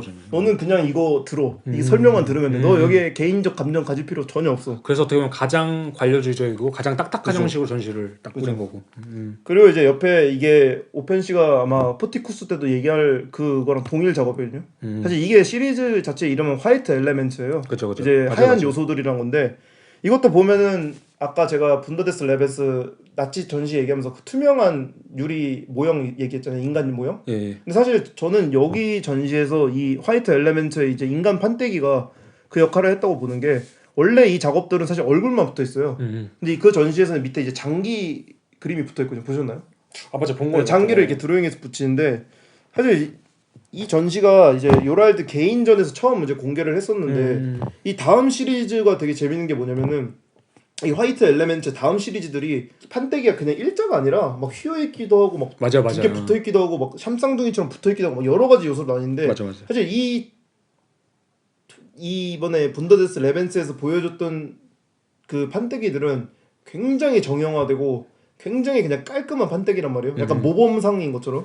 근데 거기에 뭐 어떤 다른 얼굴들의 초상화가 붙어 있다고 하지만 사실 저는 전시를 가보진 못했지만 이 사진만 봤을 때도 얼굴에 눈이 안 가요. 그냥 얼굴이면 됐지. 그죠. 이런 느낌인 거죠. 근데 근데 이런 저는, 것들을 좀 저는 그 개인적으로 요랄드 작업을 처음 접했었던 게 이 판때기에다가 얼굴 붙여놓은 거거든요. 그래서 저는 이걸 보고 되게 천재적이라고 생각을 했어요. 그러니까 뭐 그냥 천재적이란 게 뭐 이래서라기보다 그냥 보기 좋으니까 내가 느낌이 너무 좋으니까. 그래서 개인적으로 부러웠거든요. 이런 모형을 어떻게 만들었을까? 얘가 이런 모양이 도대체 어떻게 나왔을까? 맨날 궁금했었는데 이번에 조사도 하고 막 하면서 느낀 게 이게 우생학이든 뭐 화이트 아까 말한 절대주의든 이런 것들이 다 섞였을 때 나올 수 있는 가장 명료한 폼이구나 이게라고 생각했을 되게 때 확실하죠 말할게. 그러니까 그래가지고 전 되게 이게 그냥 이 사람들이 감각이 좋아서만 이걸 만든 게 아니구나. 그죠. 그런 걸 좀 알게 돼서 좀 좋은 것 같아요 이게 확실히. 근데 이거 사실 이 작업 모티브 자체는 그 오스트리아에서 어떤 뭐 호숫가 근처에서 열렸던 레이브 파티라고 하거든요. 거기서 이제 사람들이 올 화이트 드레스 코드를 입고 왔다고 했거든요. 그게 아마 오펜 씨가 사진 카탈로그 안에 들어있을 거예요 그 사진이. 본 것 같아요. 네, 그 사람들. 근데 거기가 이제 첫 모티브였다고 하더라고. 근데 재밌잖아요. 왜냐면은 저도 그런 거 되게 좋아하거든요. 모든 인간이 똑같이 보이는 거. 약간 픽셀처럼. 근데 사실 이런 식으로 모든 사람들이 화이트 드레스 코드를 입었을 때 어떤 화이트 드레스 코드라는 약간 절대주의가 약간 잠깐 생성되잖아요. 그치. 그걸 보고 이제 요랄드가 아이디어를 얻어서 이런 식의 작업을 했던 거죠. 근데 재밌는 게 제가 이제 예전에 봤던 책 중에 스콧 맥클라우드라는 사람이 이제 만화의 이해라는 책이 있어요. 거기서 이제 가장 쉽게 나오는 인간 초상화에 대한 이해가 나오거든요. 보면 이제 5개 얼굴을 좀 보여줘서 한 명, 몇 명, 수천 명, 수백만 명 거의 모두의 순으로 보여주는데 이게 어떻게 돼 있냐면 처음에는 완전 실사판 얼굴을 보여줘요. 그 다음에는 조금 보편화되고 이 순서로 해서 마지막에 약간 쫄라맨 같은 캐릭터가 나오거든요. 근데 이제 이 요랄드가 항상 이 얼굴 그릴 때 굉장히 극단적이에요. 누군가를 굉장히 지칭하듯 그리거나 아니면 되게 애매하게 그리거든요. 맞아. 약간 근데 이게 저는 약간 수백만 명 수준의 애매한 초상화라고 생각을 한단 말이에요. 근데 이 전시도 그렇고 요랄드 작업에서 굉장히 중요한 요소가 저는 카툰화라고 생각을 해요. 왜냐면 어떤 식의 인간을 보편주의로 만드는 것 자체가 그런 절대주의의 작용이잖아요. 그죠. 우리가 뭐 가타카도 그렇고 그 나치 때도 그 히틀러 변태가 그렇게 제복 입히고 했던 게 한 명의 캐릭터라기보다 그냥 이 군상을 만들어가지고 그 뽕을 채우기 위함이잖아요. 맞아. 근데 이제 카툰화가 그거를 잘 쓴 거죠. 이게 나쁘다가 아니라 만화에서는 그런 기법이 어떤 보는 관객들의 감정을 이입할 수 있는 요소가 되니까요. 그치. 왜냐면 거기서 어떤 레오나르도 디카프리오 같이랑 똑같이 생긴 사람이 싸우는 거랑 쫄라맨이 싸우는 걸 생각했을 때 쫄라맨에 더 다양하게 이입을 할 수 있잖아요. 우리 개인적인 사정에 따라서. 그죠. 그래서 이런 방법치들을 잘 쓰는 것 같더라고요. 맞아. 예를 들면 그래서 문득 생각나는 게 신과 함께가 이제 주호민 씨 거죠. 근데 주호민 씨의 약간 만화가 좀 그렇죠. 그러니까 그림체가 좀 그런 맥락, 좀 보편적인 맥락을 띌 수 있는 게 아무래도 그 만화의 그 그림체 때문이 맞아. 애들 그러니까, 되게 간단하게 생겼고. 그러니까 주호민 씨가 만약에 뭐 슬램덩크 작가처럼 그렸으면 좀 더 이입이 덜 되지 않았을까 오히려. 반대로 슬램덩크 작가는 그 개인의 묘사를 되게 잘하기 때문에 베가본드라든지 맞아. 만약 슬램덩크에 나온 캐릭터들이 더 맛깔나게 살 수 있는 것 같고. 주호민 씨 만화 같은 경우에는 캐릭터 자체보다는 약간 스토리가 더 눈에 띄죠 확실히. 맞아요. 스토리와 거기다 자신을 대입하거나 인류 자체 아니면 어떤 좀 넓은 것을 많이 대입할 수 있는 그 상황이 있지 않을까? 그 주인공이었던 그 누구죠? 그분이 일반 평범한 회사원이잖아요. 그쵸. 만화에서 그 하는데 자기를 대입할 수 있잖아. 근데 누군가는 약간 얼굴이 근처에서 본 아저씨 같아. 그죠. 다 그 사람이 검정 고무신도 좀 그럴 수 있고. 그죠. 쟤 같다, 쟤 같다 이렇게 말할 수 있는 요소들이 있으니까. 근데 확실히 카투나가 벨기에가 만화로 유명하잖아요. 맞아, 벨기에 만화 유명하지. 르카도 그렇고, 그 틴틴도 그렇고, 그리고 스머프도 그렇고. 근데 이런 부분들이 어느 정도 영향이 있지 않았을까라는 생각이 드는 거죠. 맞아, 없을 수 없죠. 그리고 이제 또 가운데에 있던 거대한 그 사람 얼굴형이 이게 이제 네덜란드어로는 어떻게 읽는지 모르겠는데 독일어로 했을 때 이제 세계의 코라는 거예요. 디 드가인 나젠 베젠이라고 하거든요. 근데 이것도 사실 원래 이 작업은 이 판네라는 그 벨기에 해변 지역에 설치되어 있단 말이에요. 그리고 보면 이게 한쪽 얼굴은 영국을 바라보고 있고 한쪽은 프랑스를 바라보고 있고 한쪽은 벨기에 내륙을 바라보고 있는데 이 작업과 관련해서 뭐 자유의 여신상이라던가 아니면 그 브라질에 있는 리우데자네이루의 이제 예수상 같은 이야기를 많이 하잖아요. 그것들이 처음에는 어떤 길을 알려주거나 어떤 이정표가 되기 위해서 만들어놨는데 만들고 나니까 사람들이 모이는 관광 명소가 되는 느낌. 그리고 자유의 여신상은 사실 굉장히 나름의 프로파간다가 들어있는 거잖아요. 그쵸. 자유라는 프로파간다. 근데 저는 이 전시 안에 이 분수같이 해놓고 이걸 집어넣었을 때 사실 엄청난 효과가 있다고 생각을 했거든요. 이게 전시장에 가서 사람들 돌아다니는 거 보니까 되게 감시당하는 느낌도 있어요. 그게 왜냐면 세 방향을 바라보거든요. 그죠. 그리고 3이라는 숫자 저희가 지금까지 더듬이하면서 한 1000번은 얘기한 것 같은데 완벽한 숫자잖아요. 근데 이거는 사실 뭐 엄청난 의미가 있는 작업이라기보다는 그냥 이 공간에 굉장히 어울리면서 뭔가 약간 파노티콘 같은 역할을 한 작업이 아니었을까. 그런 것도 있고 좀 절대성을 주기 위한 장치 같아. 맞아. 이것도 사실 물 떨어지는 것도 기괴하고. 뭐 머리가 하나라면 절대성보다는 좀 약간 우월하게 바라봐야 되고 세 개면 뭔가 공평하면서 완벽한 맞아. 뭐 이런 느낌이 좀 있을 것 같고. 그 다음에 분수, 근데 그런 것들을 사실 이제 분수라는 것과 섞은 것도 아까 말한 그 자격이랑 되게 비슷한 거죠. 맞아. 그 이 전시가 저는 또 뭐 생각을 해보면은 사실 되게 폐쇄 공포증적인 게 있다고 생각해요. 아니 뭐 밀실 공포라든지.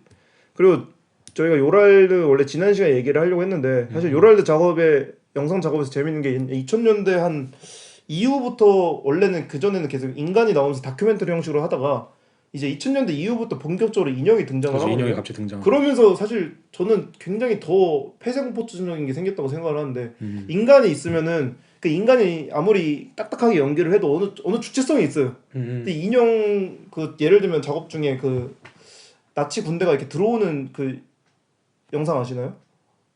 그것도 약간 분데데스 레베스랑 비슷한 제목이 약간 독일어 제목이었는데 보면 어떤 남자가 이제 나치 군가 막 나오는 소리 듣고 이게 창밖을 내밀면서 자해를 해요. 그럴 때 이제 군인 2명 같은 사람이 막 들어오고 근데 그게 스톱모션 인형으로 찍혀있단 말이에요. 근데 이제 이런 인형이 있는 세트장이라던가 아니면 인형을 봤을 때 우리가 거기에 이렇게 들어갈 수밖에 없다 생각을 하거든요. 그 영화 중에 하우스 오브 왁스 아시죠? 들어봤어요. 거기서 이제 사람 삼체로 굳힌 다음에 왁스로 만들어 버리잖아요.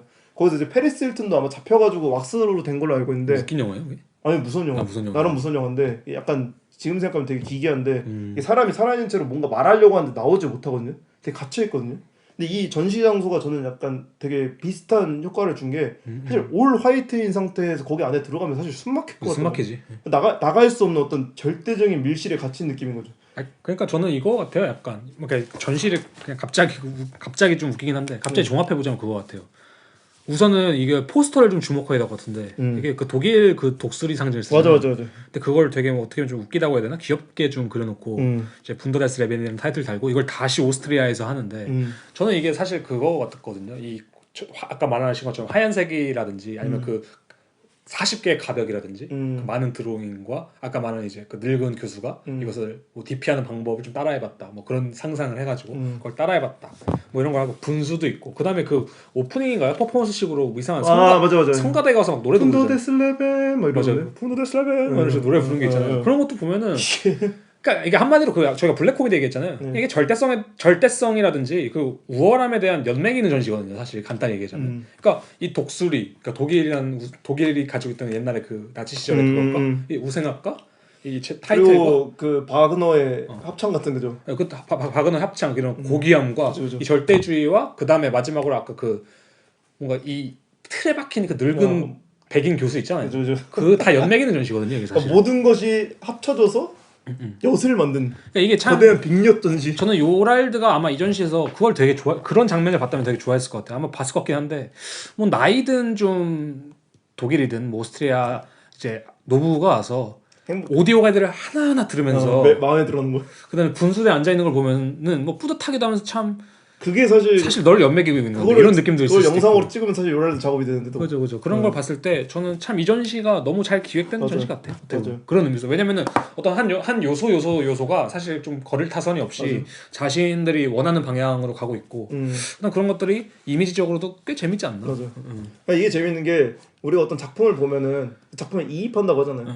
근데 이 전시는 사실 저는 그 생각을 했어요. 그 모형도 그렇고 그 드로잉들도 그렇고 이입을 방해하기 위한 객관적 나열이거든요. 그죠. 그러니까 뭐 애니메이션 쪽으로 상상을 하면은 이 드로잉이 있고 인간이 튕겨나가는 거 계속. 근데 그럼 팅팅팅팅 이러면서 그 밀실 안에 계속 갇혀 있는 거죠 다. 그죠. 다 거기서 그냥 뭔가를 하고 있고 뭔가 하려고 하지만 그거는 사실 아무것도 없거든. 그 베를린 분더데스 레벤스 나치의 프로파간다처럼 요랄드가 결국 이 전시로 말하고 싶었던 어떤 블랙 요모밖에 안 남아 있거든요. 맞아. 모든 것이 있지만. 그러니까 만약에 그 똑같은 형식의 진짜 인간의 뭐 신체 조직이 있고 뭐 여기가 아프면 여기가 아프다는 식의 어떤 정보 전달이 이루어졌다면은 그 전시는 볼 게 많은 전시죠. 근데 그가 그려낸 스케치들은 대부분 무의미한 것이고 그다음에 오디오 가이드도 무의미하잖아요. 이게 들었을 때 뭐 이해하는 것도 아니고 그런 거 봤을 때 말씀하신 것처럼 무엇인가를 이해하려고 하거나 아니면 무엇인가를 이제 사람들이 보러 갔을 때 사실 아까 처음에 말한 것처럼 거기 볼 것은 사실 아무것도 없거든요. 없어요. 맞아. 그래서 볼 것 없는 전시인 거죠. 그러니까 가장 볼 것이 있지만 볼 것 없는 전시. 가장 잔치상처럼 차려놨는데 그렇죠. 아무것도 없어 먹을 게. 그래서 저는 이 전시가 제일 비슷한 요소 중에 하나 뭔지 아세요? 옛날 무리한 도전 아시죠? 거꾸로 말해요 아하. 그 무한도전? 네. 그 뒤에 세트장 보셨나요? 뭐가죠? 되게 종이 판자에다가 이런 거 저런 거 해놓잖아. 네. 근데 가장 볼 거 있지만 없어요 사실. 맞아. 아무도 거기에서 집중하는 거기에 똑같이 분장에 서 있는 쌍방맨밖에 없거든요. 그 쌍방 날린 사람. 네, 맞아. 아무것도 볼 게 없는데 약간 이런 것들을 의도적으로 앞으로 끌고 와서 뭔가 볼 게 휘황찬란하지만 카툰이야. 종이 한 장 같은 느낌 있잖아요. 그러니까 이게 참 그런 것 같아요. 요즘에는 어떻게 보자면 이 스펙타클이라고 가장 많은 볼거리를 주기 위해서 되게 전시를 하잖아요. 근데 어떻게 보자면 이런 방향성은 참 좋은 방향성. 맞아. 그러니까 좋은 방향성이라보단 이것도 우생학적인 거고. 또 아니, 좋은 건 좋다고 말해도 돼요. 특이한 방향성이다. 왜냐면은 그냥 볼 거 없는 전시를 만드는 요즘에 작가가 있나? 우월한 방향성이라고 하면 안 되겠지만 좋은 방향성이라면 좋은 방향성이 잘했어. 왜냐면 이런 방향성이 좀 없는 것 같아요. 맞아요. 그래서 저는 이 전시 보면서 가장 영광 깊게 생각났던 영화가 사실 이퀄리브리엄 보셨죠? 그 이퀄리브리엄. 네. 사실 그거 보면 다들 그 건카타밖에 생각 안 하잖아요.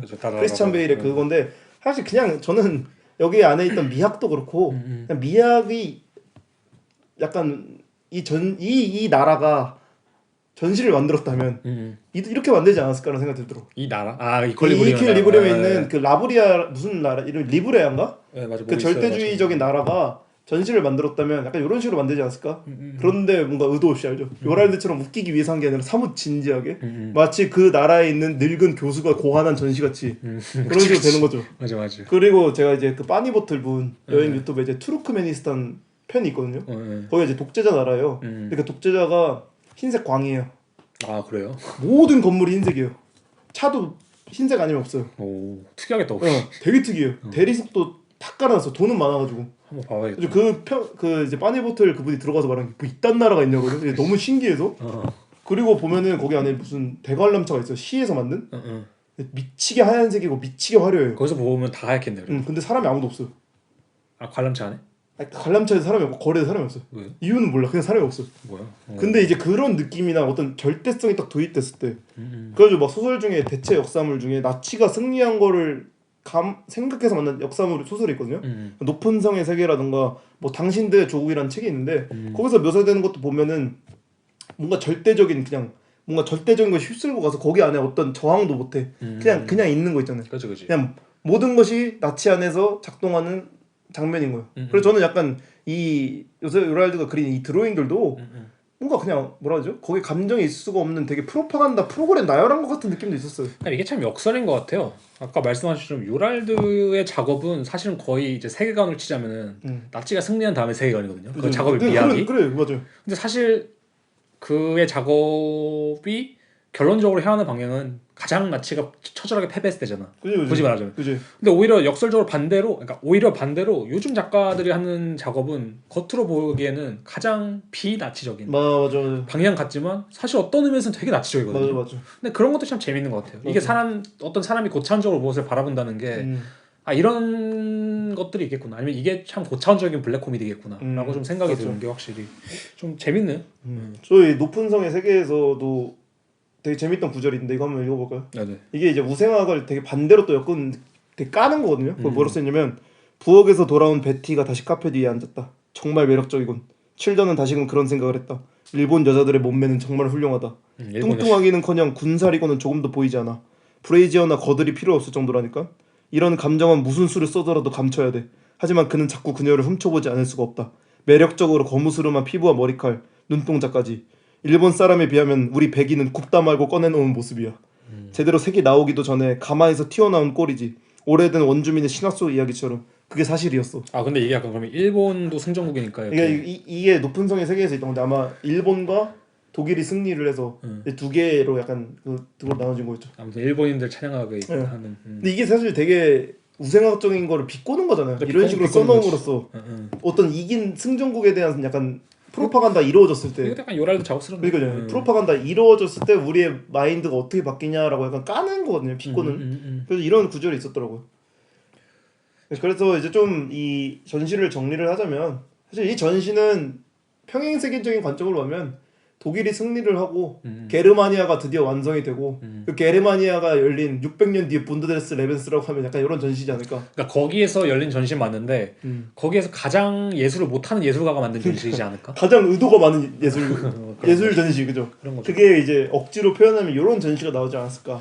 저는 그냥 뭐 제가 이 사람을 작업 좋아하기 때문에 그런 것도 있지만 가히 천재적이다. 어떤 의미에서는 맞아. 어떤 의미에서는 참 이런 쪽으로는 참 천재적이다. 백지장도 맞들면 낫다라고 하지만 너무 잘 만들었다. 좋은 것 같아요 참. 그러니까 저는 사실 이 전시의 이미지 자체도 되게 좋아하고. 맞아. 그러니까 말씀하신 것처럼 이 40개의 가벽 그 스케일이 대단한 거잖아요. 그죠. 그런 것도 봤을 때 이 스케일이 그러니까 그런 거예요. 나에게 그 정도 스케일의 어떤 기회가 주어졌을 때 내가 이 정도로 조질 수 있을까? 그러니까 뭐 의도적으로? 그러니까 뭐 무슨 말인지 아세요? 그죠. 그러니까 그런 거에 뭐 내가 뭐 국현미에서 관 봐줄 테니까 전시해라 라고 했을 때 가장 구린 전시를 내가 일부러 할 수 있을까? 그냥 이것도 깡이거든요. 그죠. 왜냐면 사람이란 게 좀 인정받고 싶고 어쨌든 잘하고 싶은 게 사람의 욕망이잖아. 근데 이 사람도 사실 잘하고 싶어서 이렇게 뭐 그것도 맞죠. 당연히. 근데 그건 맞네. 잘하고 싶어서 한 건 맞는데 조진다고 말할 수 있는 게 뭐냐면은 아까 저희가 조졌다고 말했는데 왜 조진 전시냐면은 관람객 이 전시를 보고 나서 우생학은 참 나쁜 것이야. 요스테이 구루이터와 하랄티스는 이런 얘기를 하고 있구나. 이런 식으로 접근할 수 있는 전시가 아니거든요. 그죠. 그러니까 그 안에 속해 있다는 것 자체가 그냥 내가 그 안에서 속해서 약간 내가 방심하는 순간 난 웃음거리가 되는 전시거든요. 여기는 어떻게 보자면. 근데 그냥 그런 것들을 봤을 때 그래서 이게 약간 미술관과 어떤 커뮤니케이션이 이루어졌을지 좀 궁금하고 아니면 이제 그 관람객들이 전시장에 갔다 왔을 때 그 느낌도 좀 궁금한데 맞아. 어쨌든 간에 결론적으로 조진다고 말할 수 있는 전시는 관람객을 사실 전 별로 생각 안 하는 것 같아요. 그러니까 기존에 우리가 이제 전시를 인식하는 방식으로 이 전시가 관람객들한테 뭘 줘야 돼. 라기보단 나는 숨겨야 되는 느낌이 오히려 그냥 빅 엿을 날리고 있는 난 너네한테 아무것도 안 줄 거야. 뭐 이런 느낌? 맞아. 그래서 보이지만 볼 수 없는 전시가 되는 거죠. 그렇죠. 그래서 어떤 의미 되게 특이한 전시다. 그래서 맞아요. 이 전시 보면서 예전에 저희가 어떤 편이었는지 조금 헷갈리는데 제가 그 조르주 디디에 위베르만 얘기했을 때 그 반딧불 얘기했었잖아요. 그죠. 그러면서 그때 어둠도 무섭지만 절대적 빛도 무섭다고 했잖아요. 그죠. 서치라이트. 사실 이 전시는 그냥 전 공간이 서치라이트이기 때문에 올 화이트이기 때문에 모든 것이 드러날 수 없는 전시예요. 그래서 잘 보여요. 너무 잘 보이는데 보이는 게 없어. 맞아요. 라는 식으로 말할 수 있던 전시였던 거죠. 그래서 저는 이 전시를 딱 한마디로 표현한다면 안락사된 전시다. 안락사한 전시야 느낌이 있었어 사실. 저는 완전하게 아름다운 안락사의 전시다. 그렇죠. 근데 되게 뭔가 찝찝한. 안락사 자체가 찝찝한 거지. 뒷맛이 찝찝해 이미. 그 단어를 쓰는 순간. 그죠. 그런 전시 같아. 네. 저는 이 전시를 보고 또 조사를 하면서 뭐라 해야 되죠? 참 용감하고 잘 썼다. 맞아요. 더 이상 말로 딱히 이미 다 얘기를 한 것 같아서 어떤 정리를 한다기보다는 그냥 그러니까 뭐 이 전시 자체가 뭐 세계 최고 전시다 이렇게 말할 수는 없지만 그거는 어쨌든 간에 이 전시가 가지고 있는 의의는 참 이 전시만 가지고 있는 의의 같다. 맞아. 그래서 참 특별한 전시다. 뭐 그런 느낌으로 바라보고 싶긴 해요. 미학적으로도 그렇고 오디오 가이드도 참 잘한 것 같고 맞아. 저는 분수대가 있는 것도 참 좋은 것 같고 올드하면 더 해주잖아요. 맞아. 벤치도 놓고 딱 그 벤치에서 쉴 수 있게 그런 것도 좋고. 아주 좋은 전시였습니다. 네, 그러면은 우선 이제 사카린 씨의 작업 소개는 여기서 끝마치는 걸로 하고 다음에는 이제 제가 준비한 작업으로 돌아오는 걸로 하겠습니다. 네.